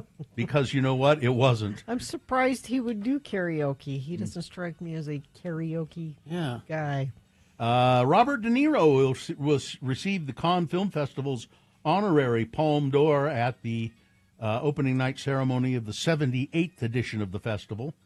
As part of the honor, De Niro will also give an onstage master class in the Debussy Theater for festival goers on May 14. De Niro has been a frequent presence at Cannes over the years, last on the stage to debut Martin Scorsese's Killers of the Flower Moon. De Niro was president of the Cannes jury in 2011. Mm-hmm. I have such close feelings for the Festival de Cannes, De Niro said in a statement provided by the festival, especially now where there's so much in the world pulling us apart. Cannes brings us together, storytellers, filmmakers, fans, and friends. It's like coming home, he said. A little bit. Anthony, do you know Anthony Weiner's running for office? Yeah, I thought I heard that. Yeah. What office? He's running for a selectman from a Is he borough. hoping people forgot? No. Is he leaning into it like a... He doesn't shy away from talking about it, but... Here's the thing. Take a look at the entire cabinet that Trump has right now, all right? What Weiner did, nothing compared to them. Let him run. Vote for him. He is. You know? I mean, he's running, and if people ask him about that... He's still extremely smart. He doesn't shy away from talking about it. Yeah, he's running for one of the boroughs in New York. Let's see. Oh, God. Oh, this just makes me ill. Katy Perry, Lauren Sanchez, and Gayle King head to space next week. But they attended an out-of-this-world Oscars of Science party on Saturday night in Los Angeles. The trio will blast off April 14 as part of the first all-woman space flight, or almost space flight. They're going to go float around for a few minutes and come back down. Yeah. Attending the Breakthrough Prize ceremony, where stars also included Kate Hudson, Gwyneth Paltrow, Drew Barrymore, Zoe Saldana, Lizzo, Christina Aguilera, will.i.am, let me get in there, Alicia Keys, and Jodie Foster.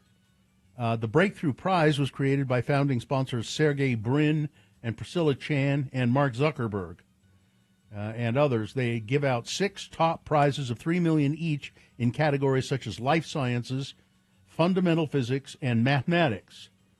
Overall prize money at this year's event totaled $18.75 million. But this whole story is about these celebrities who are there.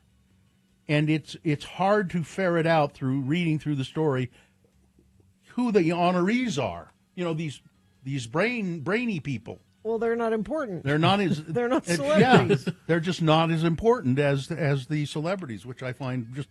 I think the past few years of proof that the U.S. does not like smart people. But we don't vote for them. We don't. we resent them. We send the dumb ones into space. Yeah, that makes me ill. Lauren Sanchez, Katy Perry. I'm kind of surprised Gayle would be a part of this. Gayle King, and she's a journalist, Gina. She's covering it. Yeah. Thanks, Oprah. And how many millions of dollars did they pay to do that? Does it say in there? Did they pay, or is this Bezos doing some publicity? Oh, maybe. I think that's maybe what it is. They didn't have to pay, but others have certainly had to pay. You know how I'll never die? In space. In space. I know all kinds of ways I'm never going to die. In the ocean? Never going to die there. There are thousands of ways you will not die, Gina. Thousands. 1,000 ways to not die in the West. I find comfort knowing that's not how I'm going to die. There are infinite ways you will not die. There's the universe again, damn it. Yes. I mean, I'm going to die some way, just not that way. No, not in space. I will never die. But you'll die. You're going to choke in your sleep on a cough drop. That's a possibility. Is that drool or blood? That's basically it. That's good enough. Weather? A tiny itty bitty cold front will tiny itty bitty cool things down a little bit today. 66 for a high. Overnight low 46. We're 70 again tomorrow, and we're 80 by Friday. It looks like so. Very significant warm up by the end of the week. All right. Thank you. Listen to Radio from Hell and Home when you first wake up.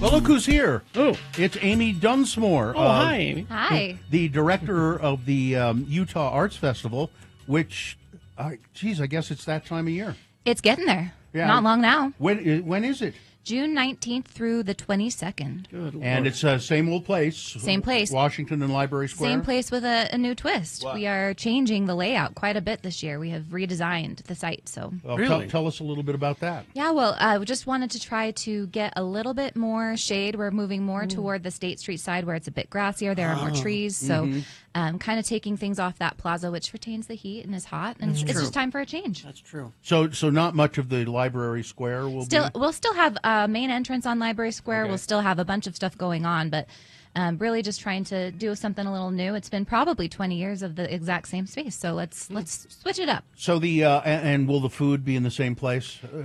Yes, technically, but we're actually flip-flopping 200 East, so it's still going to be on 200 East, but it'll be up by the library, the food, and the stage will now be down on the Leonardo end, the south end of it. Oh, okay. Yeah. We just want to, make makes everyone sense. see a little different. No, that's a good idea. So the Utah Arts Festival, It's known, uaf.org, by the way. Yes. UAF.org, known for many things, including really good entertainment. What is some of the entertainment? what do we have? Yeah, so we have we're bringing Thursday back, the Thursday evening from 5 to 11. So Leftover Salmon is going to kick it off for us, and then we will have Robert Randolph. That's steel pedal guitar. Souls of Mischief on Saturday. That's rap. And MV Caldera, who is local but a 2-time Latin Grammy nominee who lives here locally. Super excited about that. And then we've also got Theoretical Blonde opening on one of those evenings for one of the headliners, and a couple others. We actually haven't quite announced the rest of the slate, which is a lot of local and regional bands. That'll be within the next few weeks. So, And is there any dance this year? yeah, definitely. So we should have Ryrie Woodbury will be back. RDT will be back. A lot of new. Through our emerging artist program, we get a lot of dance applications. Some kind of cultural groups are coming in. A really cool artist that is painting through dance. So she'll have a big canvas and be actually painting with her body through the dance. So the art now, the Utah Arts Festival is also known for when I mentioned the food earlier. There's a lot of ethnic food and just their hamburgers and all. But then usually there are one or two kind of odd food vendors. We're still kind of figuring that out this year, but I remember know there was alligator one year. Oh my God. I did not see any alligator on the menu in the applications this year, but we do try to keep it fresh, have some of the things that people are used to seeing that they like. Yeah. That should come out here in the next couple of weeks too. We're kind of just making sure, I think offers have been made, but just making sure who's available. Does that go to, now will that all come out on UAF.org? It will, yes. Okay. And then also the app. We will have a festival app again this year, and it has all the food vendors, all the artists, all the visual artists as well. And if you are an artist who wants to get into this, can you still do that? It's too late for this year, so we've made all the selections. We start that process in November, and then it's kind of rolling deadlines from January through the end of February. Do you know offhand how many different artist vendors So there are? visual artists, we should have around 170, 75. Man. Yeah, lots of different. We represent 16 different mediums in the visual arts, and then all kinds of genres. There's usually over 100 performances at the Utah Arts Festival, and even though we're making changes to the site, we were really keen on making sure that we don't lose the number of artists. In fact, hopefully add that with the extra day. So. It's quite remarkable when you think of how this is the what year for the how this many will be years? the 49th year. Oh my 49. God. We're almost to 50.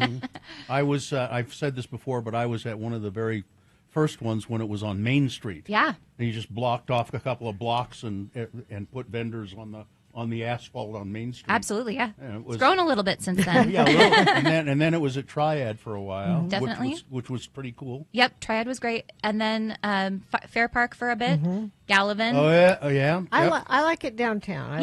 This is our home. We love working with the city, and we work with some of the other events that use the same space as well, just to kind of, all of us together. But it's a great spot for us. And it's tradition. Our family goes down every year. We and, love to hear that. I've told this before. We haven't talked about stuff for kids, but there's kids stuff there. My kids are older now, but they used to love to go down and do some of the different art projects they have available for kids. Still free. And we did bring back this year, kids are free 12 and under again. We used to do that for a long time, and we thought it was important with just the affordability to bring that back this year. 12 and under are free. And then we've got a few discount opportunities. Thursday is $12 as opposed to $18 typically. And then we're doing some special programming Friday afternoon, early bird discount. So from 12 to 3, it will be $12 to get in. Now, can you buy just like a big general pass? Yep, you can buy a 4-pack so you could come every day. We've also got 10 packs available if you want to share them with friends. So you could come every day, or you could get the discount and share them with other people. But definitely trying to keep, it costs us about $35 to $37 a person to produce the Utah Arts Festival.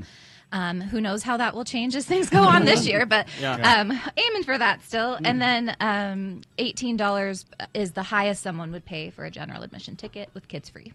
Excellent. Now, so there's still things to come. So Yes. monitor the website, uaf.org, Utah Arts Festival. That you can buy tickets there. You can donate if you are of a charitable mind to help We support, love that. or become a sponsor or whatever you'd like to do. Again, when are the dates? June 19th through the 22nd. All right, Amy Dunsmore, nice to see you Thank you again. for having me. And, It's nice to see you all. It'll be do you have I know you keep attendance records. Yeah. Does it grow every year? Does it fluctuate a little bit? The last several years, it has fluctuated. So we're hoping to see, last year was really rough. We had low attendance compared to what we had hoped. But we're hoping with some of these changes, we heard feedback from the community after last year and tried to make some updates. And we're hopeful that we can see some increases. All right. Well, let's support the Utah Arts Festival, uaf.org. Thanks. Thank you so much. Thank you very much, Amy. All right. We will take a break, play a song, and crawl towards the exits coming up after these. HasterGames.com is the website, but you're better off just going down there and saying hi to them. 6831 South State Street. Haster Games for board games, Magic, Dungeons & Dragons, dice, figures, paints, all the latest board games. Haster has it. Yeah, they do specialize in the Dungeons & Dragons type of stuff, the tabletop role-playing. But they also have traditional family games as well, and you can try them before you buy them at Haster.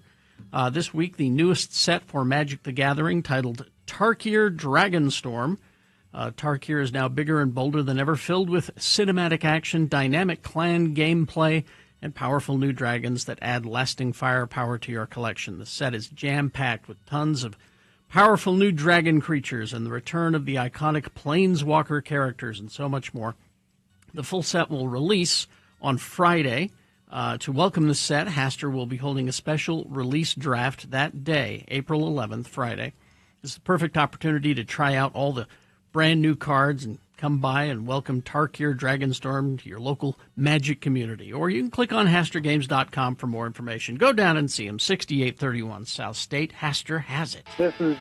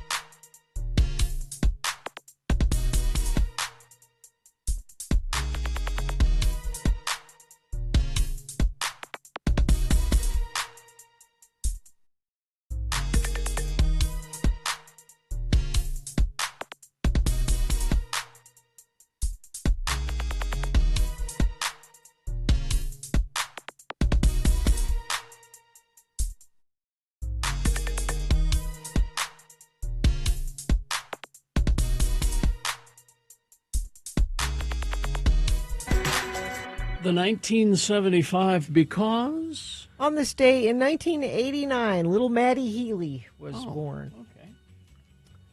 Yeah, that's a really nice song, isn't it? A little, very snappy little number. Chocolate. It's the first. That's the first thing we heard from them. So the Utah Arts Festival. Mm-hmm. I haven't gone in the last couple of years, but I think I should start it up again. You really do have. You go every year, Gina? Yeah, and I said before, when we used to take our kids, we'd let them pick out a little piece of art. Mm-hmm. I mean, they have all ranges of price ranges of things, but like what's something that speaks to you that you can like hang in your room, and I remember one year Jonesy picked out like a painting that she wanted, and Mohammed picked out a little vase. And I have bought like folk art type things at the Arts Festival, and it's what's fascinating to me too is to talk to the vendors, and they're from all over. Yeah. There are people who make a living of that, of traveling from state to state to various festivals and things.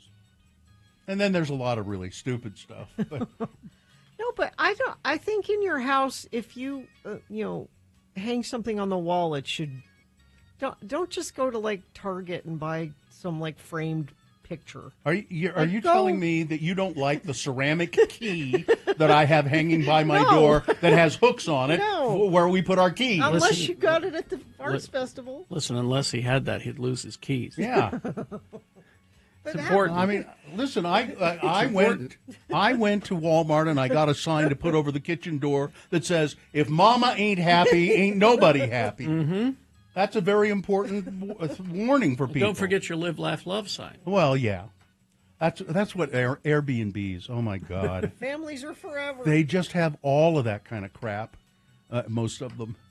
I like staying in Airbnbs, but they think that they have to put up stuff like that. Yeah, don't. So you don't have any art on your wall that is tacky.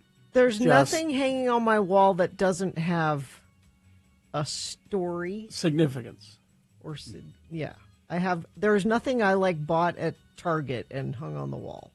Because why? If you're going to hang something that means something. One of the things hanging on my wall, and I think it's, I don't know, my wife likes it. I guess it's a photograph of me, one of those big photographs, black and white photographs from that. This is Ogden book. Yeah. Of me holding a radio. That's good. And it's on the wall of our dining room. That makes sense. The dining room? Yeah. You have to look at your face in the dining room. Hey! I'm eating here. Hey! No, like I had some like little kid art, like my kid, like crayon kind of things that I just took to Michael's. I go every year this time of year because it's 70% off. Michael's isn't advertising. This is just, and they'll custom frame stuff for you. And I made like a little collage of their little kid artwork.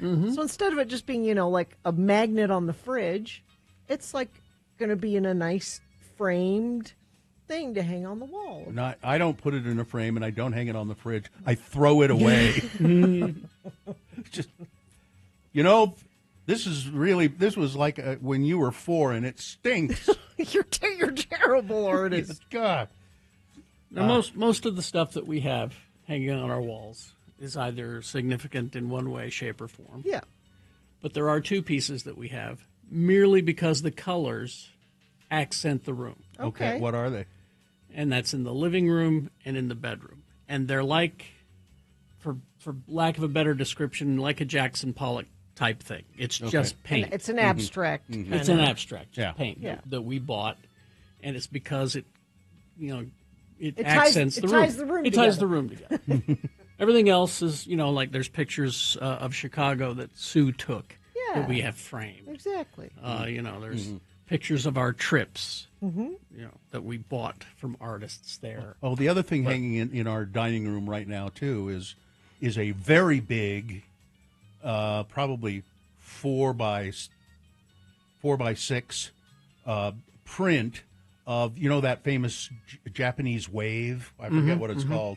at Japanese Wave, and Godzilla is coming up beside it. See, it means something. It's in the dining room. Godzilla. It has meaning. Yeah, well, we like Godzilla in our house, so I forgot about that. Okay. Art. Get your art. Yeah. It enriches the soul. It absolutely does. You know, I don't think I got a promo, Gina. Oh, yeah, I did. There it is. All right, let's do it. Wednesday's Radio from Hell show is always time for things that must go. You know those little plastic flossers? Oh, yeah, they're very handy. I keep them in my car so I can floss while I drive. I support your oral hygiene efforts, but if it's all the same to you, could you please just not just throw them on the ground? I don't. That has all the makings of a thing that must go. If you have a thing, email radiofromhell@x96.com, and we'll read it on tomorrow's Radio from Hell show right here on X96. They're everywhere. You're trying to make people think that I throw them on the ground. Okay, Bill, but don't throw them on the... You're trying to make people think that I actually use those. Because I admit that they're handy. Yes. No, I don't, You use, don't those use those. because they are litter. Yeah. Don't you see them everywhere? I swear, in every parking lot. I don't like the places you hang out. People are, and I have that thought when I see them. I'm glad people are flossing, but you just throw that on the ground? What do you think, the birds are going to eat it? What? All right. I think we're good. People are pigs, you know. Fine job as always, Katie. Oh, it's Katie's 6th anniversary as our Aw. producer. By the way. She's worked with us for 6 years. 6 years. Way to go. How did you manage to put up with us? I don't know. Live long and prosper, bitches. Don't you know who I am? It's a curse and a job. Mm. That's what Frank Chris said this I know, morning. but it's also us.